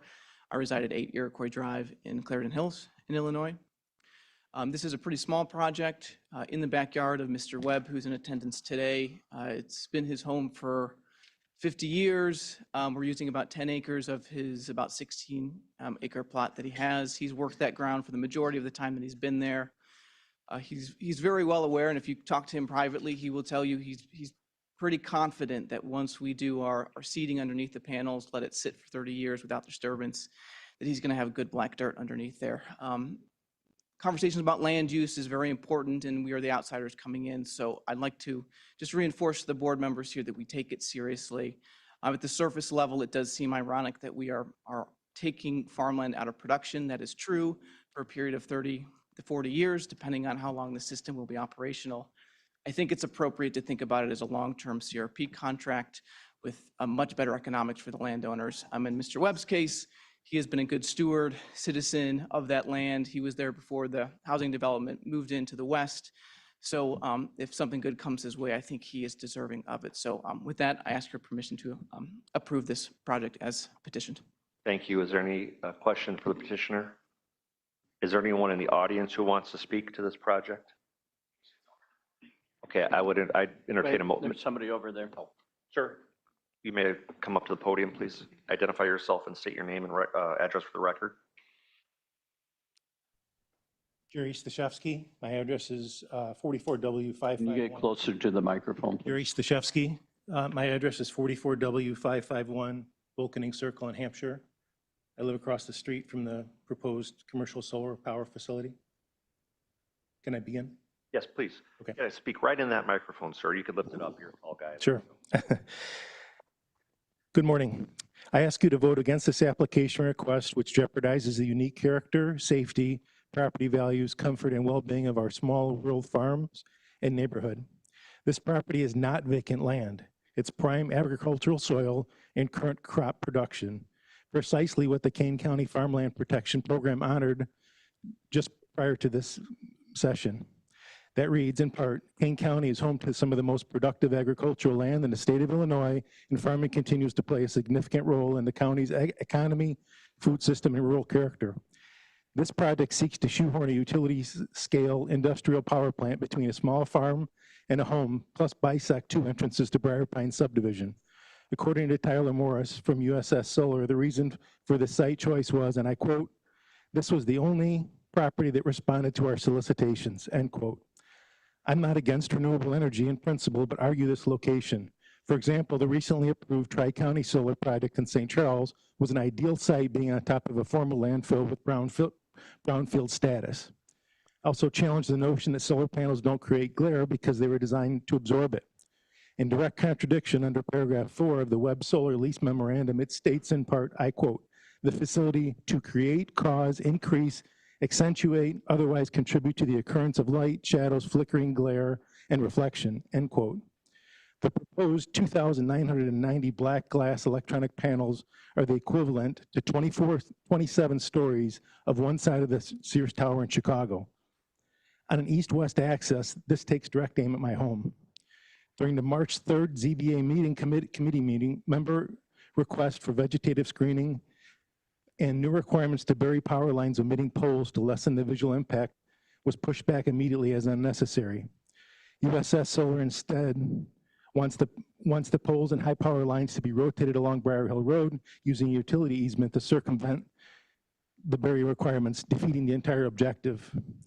With a 40-year lease on this property that they're paying $1 for, I'm concerned that financial engineering is a specialty and priority of USS Webb Solar LLC of Delaware. This property is poorly sited, unsuitable, drastically dissimilar to the surrounding area. It doesn't align with the Kane County 2040 land use plans and offers no benefit to safety, wellness, or property values, all hallmarks of the LaSalle factors and Euclidean zoning methods, nor meet Kane County special use requirement standards A, B, or C. In conclusion, this board has applied these standards by denial of both TNT Howard Solar petition and Wilson School Solar petition last fall, thereby setting precedent for denial of commercial solar special use permits within residential proximity and lack of conformity. Petition 4681 USS Webb Solar LLC should also be denied on the same basis. Thank you. Thank you, sir. Is there anybody else who'd like to speak about the project in the audience? Well, okay, I'll entertain a motion to approve. Moved by Tarver, seconded by Dr. Iqbal. Discussion, Ms. Chuby. Yeah, I apologize in advance for what I'm about to say, but I do not appreciate the state of Illinois taking away our local control. I do not appreciate the threat that we can't vote our conscience on property without potential litigation. I also, as chair of the Agriculture Committee and as a person who was extremely proud to present a 25th proclamation honoring our farmland protection, this piece of property, while small, has a very high productivity, and I cannot support a solar farm being there. So I apologize to all of you if I throw us into whatever happens, but I will not be voting yes. Any other comments? Mr. Chair? Mr. Gripe? Yes, thank you, sir. I'm with Leslie on this. You know, it's like we keep getting told that we can't vote no, even though a lot of us think we should. And again, I've been doing some research about, you know, whether or not agricultural land can ever be turned back. You know, once it's solar, that it can be turned back. And there's like 6 reasons it can't. The first reason is if it's not a big enough farm, there's no point in farming it.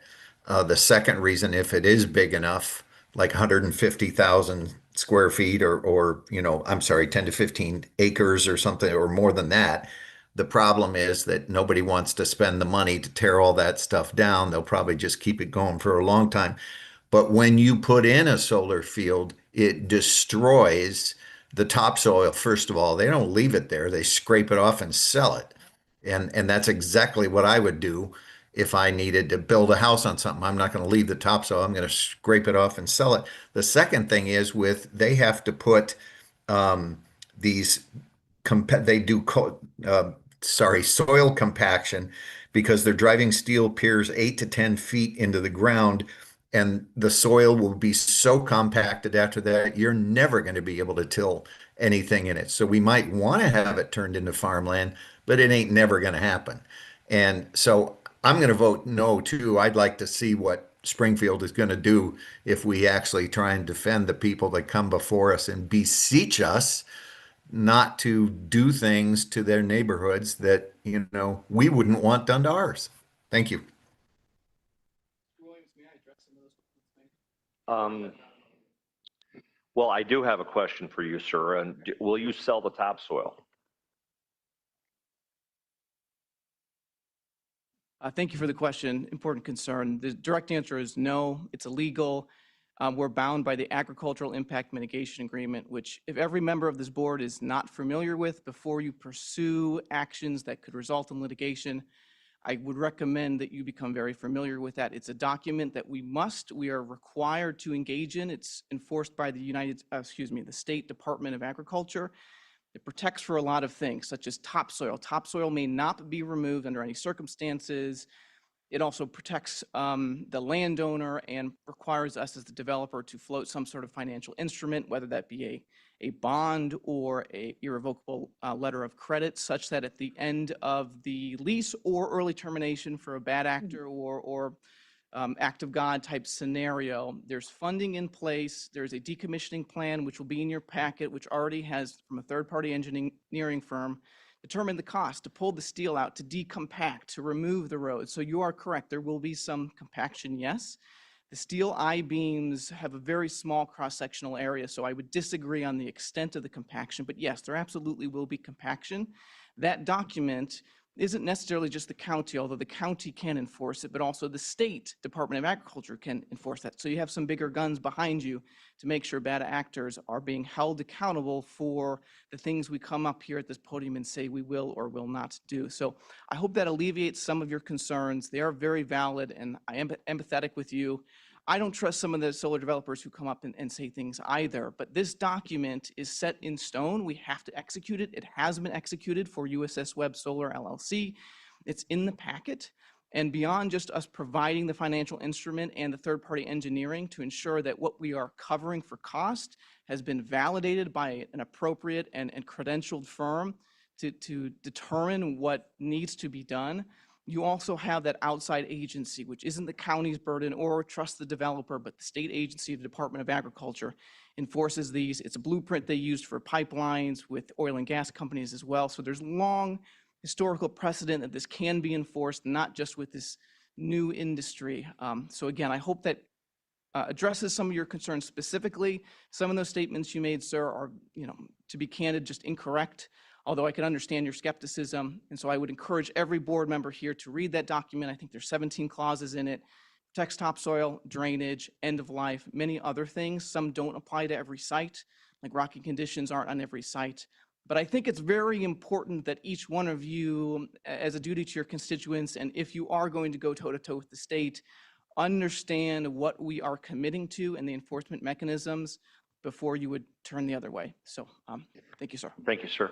Mr. Sturgis, you had a question? In terms of the financial instrument, when you mention a bond or a letter of credit, is the obligee in that particular case the county? Are we the recipient? Are we holding that? Or is it the state of Illinois? I don't know who would answer that. Young man, you seem to be very sure of yourself. Maybe you could help. That's a great question. I'll be honest with you. That is not something I'm so sure of. Typically, a performance bond is often held by the landowner because if any, it's ultimately their property. We are leasing the property. So if we were to do something that, and we were to skirt town, for example, then the landowner has permanent ties to that and it would fall on them. This is more of a unique case, excuse me. My understanding is the county is able to draw on that bond amount, that the specific language. We will, before we go to a building permit, actually provide a form of that bond for your express approval.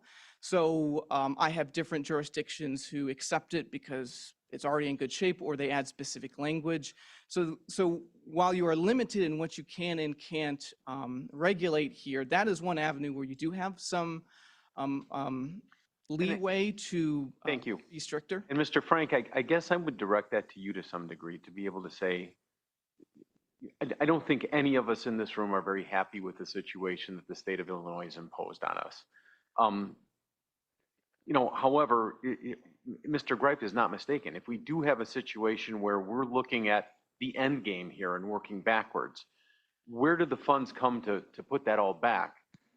You know what, it's really easy to say, here's my performance bond, and then we're talking 20-some years. 5 years into it, somebody doesn't make a payment on the bond's now defunct, there's no money there to do it. Are we relying on the state of Illinois? Last I heard, solvency might be an issue there. I'm really not comfortable, like we're almost rolling the dice on this stuff, saying we'll worry about it later. Well, I'm 62. I mean, I'll be in my 90s by the time this thing's, dysfunctional. And so I should just let my kids worry about it. I'm just, you see where I'm going here, if we could do that. And then secondly, Mr. Williams, this is in your district?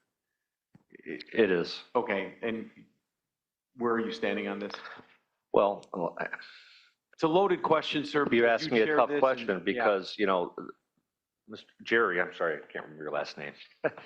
He raised a lot of good points. He brings up the LaSalle factors, but the law has been changed. We can't consider LaSalle factors anymore. Basically, the advice of our counsel is that we have no choice but to approve these, or we will get sued, and we will get sued, and we will lose. And not only will we lose, we have potential to pay damages and attorney's fees, which these guys have a lot to do. So I think our hands are tied. We had I remember Suzanne Ness came and talked up to us a couple of years ago, and because the prior legislation was, you could argue either way whether we had the authority to turn them down or not. And she came before this body and she said, you know what, sometimes we get it wrong and we're going to do something about it. And you know what they did? They doubled down on us. They didn't fix it. They made it worse. So I'm not talking about, I'm not down on the project. I certainly understand and respect this upstanding individual's concerns, but our hands are tied. And so if you're asking me, I would vote yes, because I don't have any choice. Yeah, Rick, your points are well taken, and I might, remind everybody that we have a couple of members absent today that are in fact in Springfield. Our legislative committee chair and Madam Chair are both down there meeting with legislators today, going to dinner this evening.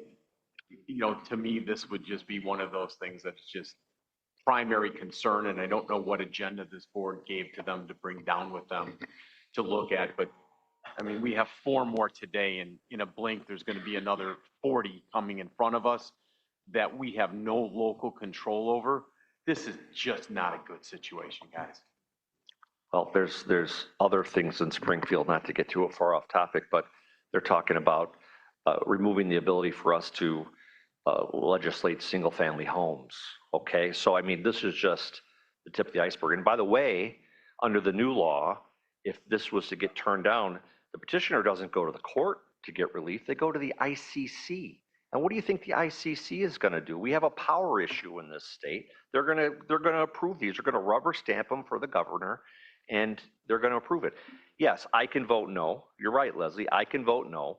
But am I doing a service to my county by approving something that ultimately will be approved and will have to have lawyers fight over, and we'll have potential damages that the residents, the taxpayers will have to pay? It's a bad situation. I don't like that I'm in this situation, but I don't think we have a lot of choice. Ms. Bates. I'm on the, Cliff, Mr. Surges, my colleague over in the far corner. Um, The solar panels that we put in behind the jail, as far as decommissioning, there was a clause in there for decommissioning. I think it's like a life insurance policy that's been paid in full. So because in case of a bankruptcy, especially of our solar installers, 25, 30 years from now, there's probably going to be a better technology available, and we will very likely want to replace or Because I decommission invite you that. to lunch and let's look into that together. Okay, but I have one more thing to say, and that's that, I've said this before, that the environmental table, or I should only speak for myself, I did not really want such a draconian sort of rules to come out of Springfield. And I think I can speak for Sierra Club and other groups like that. This was not really our goal or our plan. And that we want collaboration and everybody to feel better about it. So Chairman. that's all. Alex. Okay, the libertarian in me is saying, are we at the point now where we're telling people what they can and can't do with their land? If you're a farmer, this is my land. If I want to farm it, I farm it. If I want to put a solar panel up, I want to put a solar panel. If I want to put housing on it, are we at the point now where we're telling people what they can and can't do with their land? Is that where we're at now? Right. And what if we've had people come before with solar panels, we told them no. We've had people with townhomes. I think it was barely we told them yes. I've come out at the beginning of my term. So we're setting up government overstep ourselves now. Like, okay, you want to farm? Well, you can't sell your land to do this then. So what the farmer stuck with land he doesn't want. And if nobody wants to farm, it's just going to sit there and grow over. Like, at what point do we respect people's property rights? And that's all I have to say on that. Something we got to think about. Mr. Williams? Yes, Ms. Batacola. Although this project is in your district, the neighborhood across the street is in mine, and I have heard from the families that live there. And although they are new, they've only been there a few decades, maybe 2 or 3, and that is new out there. This is their private property. This is where they sleep. This is where they raise their children. And they're just as important, and their private property matters just as much as the person across the street that I very much respect. And I am not against solar. I have actually spent an enormous amount of time doing a deep dive into the business model, drawn it on the back of napkins for several people if anyone's ever interested. But I don't believe they're against the project. They're against where it's at on the property. And so I would just suggest, I'm sorry, what was your first name? My name is Tyler, ma'am. So Tyler, I would just suggest that if you saw, I was in a zoning meeting, I've been in the zoning meetings for these. Somehow your presentation didn't win the hearts of the neighborhood. And if you looked at someone the way the former presenter presented, and maybe you want to get with Andy and talk with him of how he does it, but it's very different because I have received a lot of correspondence about the way the neighbors were treated in the process. And so that's why I need to vote no today, because they are very much concerned about how this will affect them, and not with things that maybe they're not totally educated about or understand or trusting, and that is all legitimate, but their concerns are very much valid. Thank you, ma'am. I very much appreciate your comments. I will definitely get with the other solar developer, and if there are things I can learn, I'm open to that. There were 2 neighbors that submitted letters of support. They were form letters. The other ones were real letters written in their own words. I read them all. So they were the same. I read the 2 letters that were standard, 2 sentences, 3 sentences, exactly the same words. Yes, absolutely. I get very few people when I engage folks that are supportive of solar because it does have a negative connotation with neighbors. So what I asked them was just to support the property rights, particularly of this man in the audience, Mr. Webb, because they know him more than they know me. And so that was my approach. But you are absolutely correct. Part of my procedure was to hold an open house, of which we had a few attendees. And then I also did knocking on doors ahead of that to invite folks, ask people at their doorstep what their thoughts were, not to convince anybody, but just to hear them out. And if I failed to do that, I apologize. I will absolutely strive to do better. Thank you very much for your comments. Okay, I think we've had enough. Let's call the question. Abaticola, Abaticola, no. Allen, Arroyo, Royal, yes. Bates, Bates, yes. Garcia, Gripe, Gripe, no. Iqbal, Iqbal, yes. Juby, Juby, no. Caius, yes. Leonard, Leonard, no. Linder, Linder, no. Molina, Molina, yes. Hennessis, Hennessis, yes. Roth, Roth, no. Strathman, Strathman, yes. Surgis, Tarver, Tarver, yes. Tepe, Williams, Williams, yes. David Young, No. Kim Young, K Young, yes. passes 7 noes.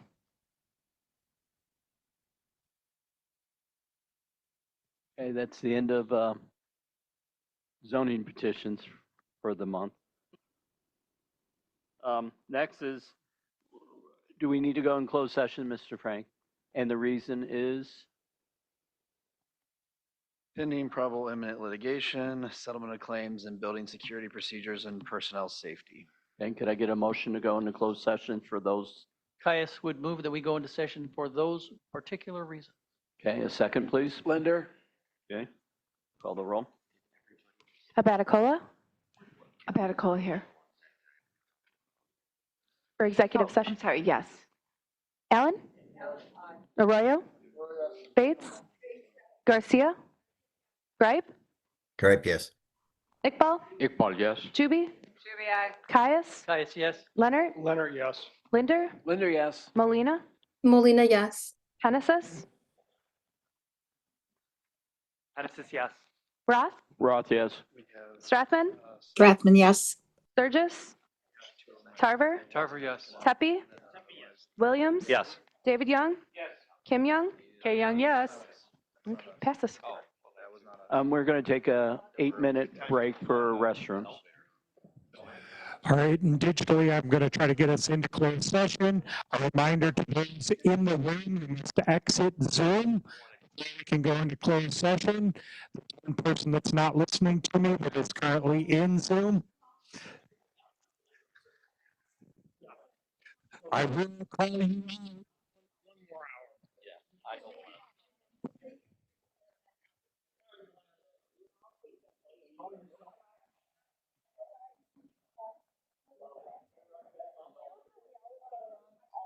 Yeah, it was all Rick's fault.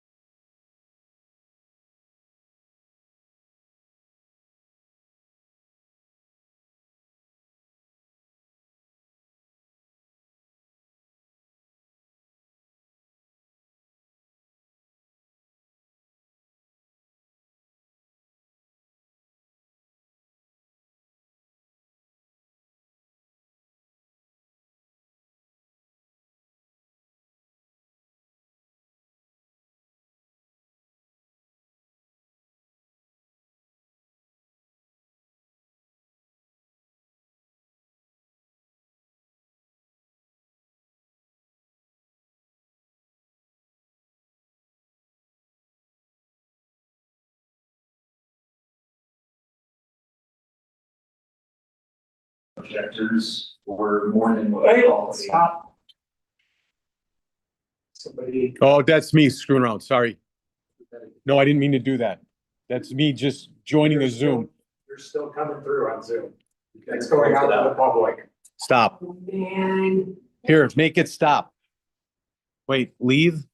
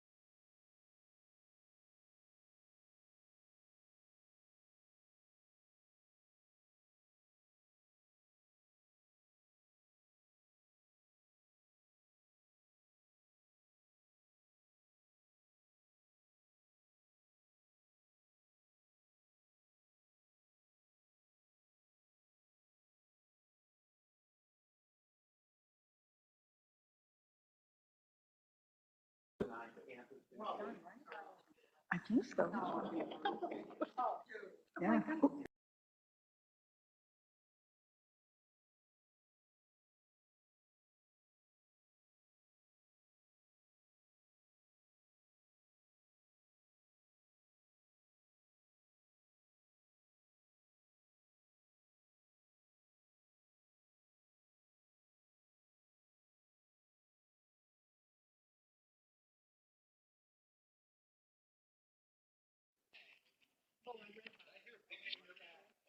Call roll, please.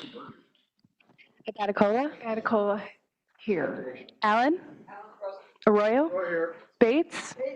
Garcia. Garcia here. Iqbal. Iqbal present. Juby. Juby here. Caius. Caius, present. Leonard. He left. Linder. Linder here. Molina. Molina present. Penesis. Penesis here. Roth. Roth here. Strathman. Strathman here. Sturgis. Tarver. Tarver's here. Tepe. Deputy here. Williams. Here. David Young. Kim Young. Young here, Kim Young here. You have a quorum in the room. All right. Can we? I have it on. I just turned it on. You can't hear me now? Okay. Can I get a motion on the settlement approval in case 25ED9? Motion and a second, please. Bates motion. Okay, second. Thank you, Mr. Linder. Okay, any discussion? We really can't. The settlement of approval in case 25ED9 that we just discussed in closed session. Mr. Frank, Mr. Iqbal had a question about the case. What was, I'm sorry. what was the question? 25ED9, was it over 3,000? Was this, which one, the transportation Yeah, one? 188. Yeah, this is the eminent domain case. Okay. And we Oh, just- okay, that's fine. Okay, all right, let's call the roll unless someone else has a question. Baticola. Baticola, aye. Allen. Arroyo. Oh, yes. Bates. Bates, yes. Garcia. Iqbal. Iqbal, yes. Juby. Juby, aye. Caius. Caius, yes. Linder. Linder, yes. Molina. Molina, yes. Penesis. Penesis, yes. Roth. Roth, yes. Strathman. Strathman, yes. Sturgis. Tarver. Tarver, yes. Tepe. Williams. Yes. David Young. Yes. Kim Young. K Young, yes. Passes. Can I get a, the next one is a consent decree in circuit case 2025 MR 486, granting a special use related to petition 4666. Can I get a motion in a second, please? Okay. Mr. Guys. Okay. Any discussion? Okay. None? Call the roll. Baticola. Baticola, aye. Allen. Arroyo. Oh, yes. Bates. Garcia. Iqbal. Iqbal, yes. Juby. Juby, aye. Caius. Caius, yes. Linder. Linder, yes. Molina. Molina, yes. Penesis. Penesis, yes. Roth. Roth, yes. Strathman. Strathman, yes. Sturgis. Tarver. Tarver, yes. Tepe. Yes. Williams. Yes. David Young. Yes. Kim Young. K Young, yes. Passes. Okay. Next, the resolution 26188, personal expense voucher. It's located on page 1397. I'll make a motion if I can get a second. Second Young. Okay, thank you, Ms. Young. It's a personal travel voucher for Ms. Molino, who traveled to the NACO legislative content in DC, and the amount is $1,854.10. Any discussion? Let's call Mr. Iqbal. Mr. Chairman, I'll be opposing it. I don't think that travel was needed. Well, she's on a committee with NACO, so I think it's a requirement she attend. Well, I would be Correct. opposing it. So it's not and it was pre-approved, so. Okay, anybody else? Let's call the roll. Baticola. Baticola, aye. Allen. Arroyo. Bates. Bates, yes. Garcia. Iqbal. Iqbal, no. Juby. Caius, Caius, yes. Linder, Linder, yes. Molina, Molina abstains. Hennessis, Hennessis, yes. Roth, Roth, yes. Strathman, Strathman, yes. Surgis, Tarver, Tarver, yes. Tepe, Williams, Yes. David Young, Yes. Kim Young, Kay Young, yes. passes 1 no, 1 abstain. Thank you. The next resolution, 26-189, is on page 1,428, a personal expense voucher for the NACO conference for Ms. Gums in the amount of $3,265.77. I'll make a motion if I can get a second. Okay, Linder, thank you. Okay, discussion? Again, I will be opposing it. Okay, same reason? Okay, all right, anybody else? Let's call the roll. Abaticola, Batacola, aye. Allen, Arroyo, Bates, Bates, yes. Garcia, Iqbal, Juby, Juby, aye. Caius, Linder, Linder, yes. Molina, Molina, yes. Hennessis, Hennessis, yes.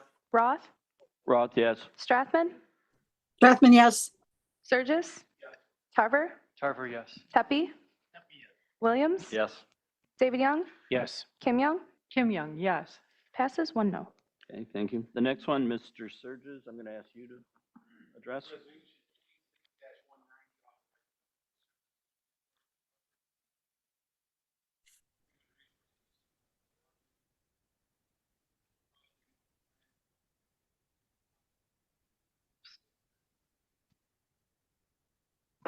Okay. Bates- Surges moves. Can I get a Bates- second, please? Bates, second. Okay, thank you. Mr. Chairman. Discussion, yes, Ms. This is approving the development of a plan, not approving the plan. This is, decided that we're not going to shop away. Mr. Surges, could you use your mic? I'm There we go. having Sorry trouble about hearing that. you.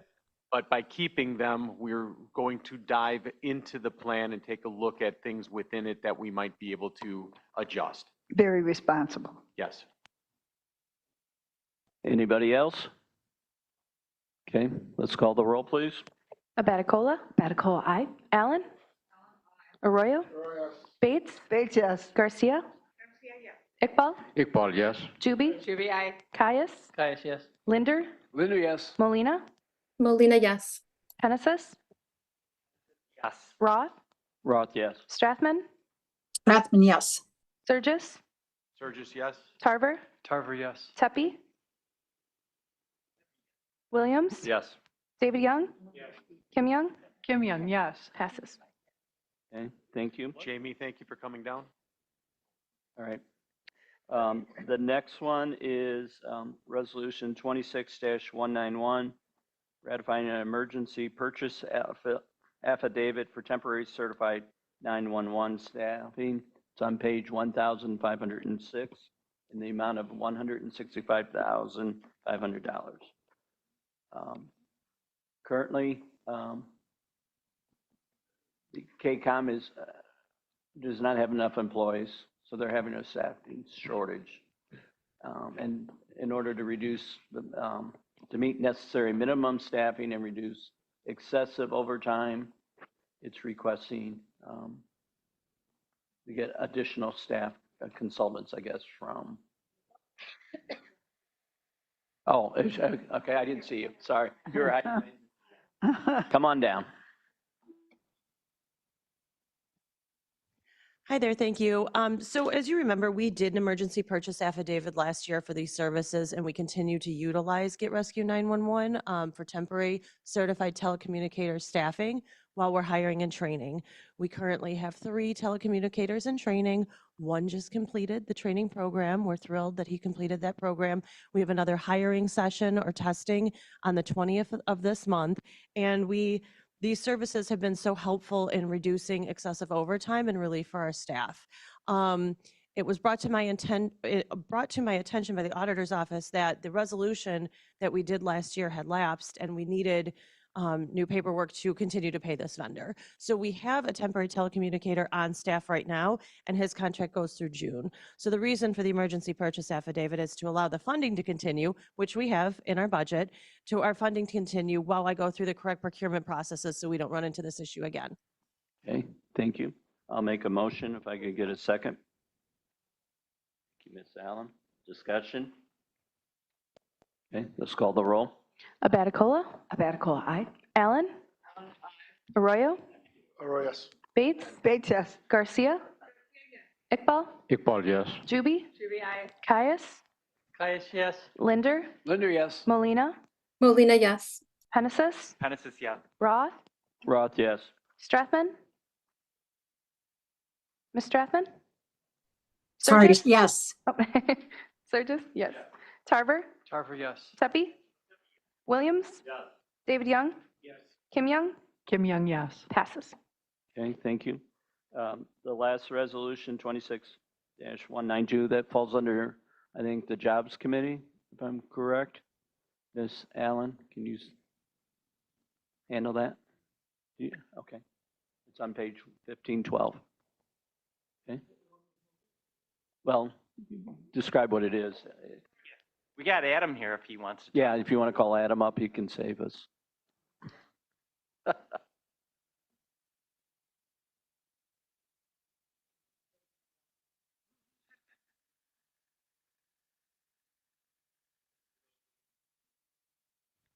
If you don't know me, my name is Adam Schauer. I'm the new director for workforce development here at Kane County.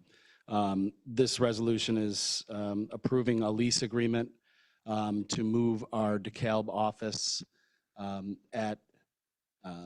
from a location on Peace Road to a more accessible location that is accessible by public transportation. The reason that it's on here is that due to ignorance and timing, after the workforce board meeting approved the relocation and entered into the lease with the developer to move the location. And that's why we're here today. Right. Just so you're aware, the SO has reviewed the contract, even though it was already signed. And if there's any changes that we made, we'll be dealing with the landlord. But as of right now, there's no major issues that I'm foreseeing. So ratifying and approving this will not cause any harm. Okay, thank you, Mr. Frank. I'll make a motion if I can get a second. Bates seconds. Okay, thank you, Ms. Bates. Okay, discussion? Yes, Mr. Iqbal. Yeah, two things. I think we are voting on this paper, not the one in the big packet. There's nothing. Well, if you look at the packet, there's nothing in there Yeah, other so than this the is the one. description. So The second this thing. is the separate handout everyone Yeah, the received. second thing is they are moving out of Kane County into DeKalb. No, that's not true. No, sir. The Workforce Development Department, we are housed here at Kane County as the fiscal agent, but the local workforce investment area number 5, we serve not only Kane County, Kendall County, but also DeKalb County. So we provide services throughout the 3-county regional area. This office is a satellite office that is located in the city of DeKalb. Our main one-stop location is located in Batavia, just south of here. And then we also do have a affiliate site located in the Kendall County Health Department that serves individuals in that county as well. Okay. All right, Ms. Juby? I have two things. The first is the lease terminated March 31st and the new lease starts June 1st. What's happening in April and May? Where is everybody? So currently we are on a month-to-month lease with the current landlord until the new location is built out, and then we will be transitioning to the new location from the Peace Road location. Okay, and my second question is, and the back where it says terms of lease, it says entered into the day March 24th, 2026. We will be changing that to our correct date, correct? I mean, you obviously, you couldn't enter into the lease March 24th because we did not approve it. So will that be changed into the day that we entered the lease? Would that be whenever we sign the lease, John?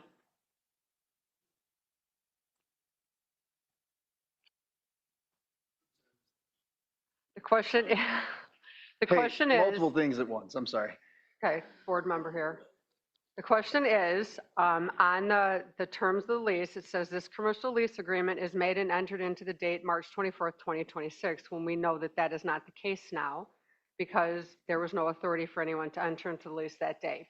Will that term of lease then be reflected with the new date, and what is that new date? So essentially, we could amend this if we had to create a fixed date if we wanted to change it. If the board would like to do that, I'm happy to do an amended agreement. For purposes of just simply ratifying and approving, I think for all intents and purposes, the date would stay the same. If it was ever a litigated issue, we can deal with it then, but I don't think it's an issue that's going to cause a legal issue such that you need to deal with it right this second, is I guess what I'm saying. But to answer your question, since you're asking a straight up yes or no question, I simply don't know, because this is kind of an unheard of situation. We would have to navigate through it. But I'm not of the mind that that would be the thing to prevent this from going forward. Well, I wasn't saying we should prevent it from going forward. I was just saying we should be accurate in the information that we provide. Well, I mean, as it stands right now, it was technically by apparent authority approved by an agent of the board. Yes, there is a statute that says no one has the authority to do it, but the issue is the landlord is doing improvements currently, which is why I had this pushed to today. Because if he continues to do those changes, then he has detrimentally relied on this contract and could sue us in equity. Even though the contract wouldn't hold up, he could sue us in equity. So ratifying this to prevent ongoing litigation, or not ongoing litigation, to prevent ongoing liability, I think is important here. Okay, anybody else? Mr. I Williams? mean, I prepare contracts all the time that say effective January 1st, but are signed at a different time. It's not uncommon in the law. Anybody else? Okay, call the roll. Abaticola? Abaticola, aye. Allen? Arroyo? Roy, yes. Bates? Bates, yes. Garcia? Iqbal? Iqbal, yes. Juby? Should be aye. Caius? Caius, yes. Linder? Linder, yes. Molina? Molina, yes.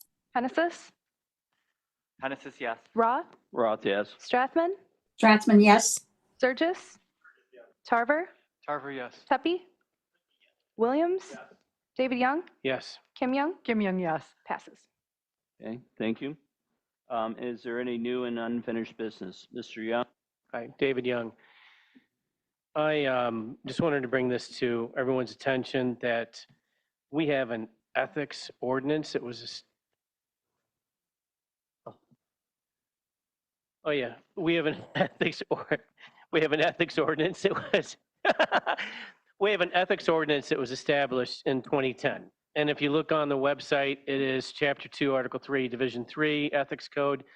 And then in June 13th, 2023, Resolution 23-254, we, as a board, signed that resolution, and it created and codified this code. And what's important about this code is that the chairman is supposed to provide, assign commissioners to this ethics commission. So there's an ethics ordinance that calls for an ethics commission, and the ethics commission consists of 5 people, and those 5 people should have been assigned by now to this ethics. And so I want to bring this to the attention to see when this might happen, and ask the board or make some kind of action or whatever we can do here to say, hey, when are we going to assign these 5 individuals to this ethics commission? So I wanted to bring this.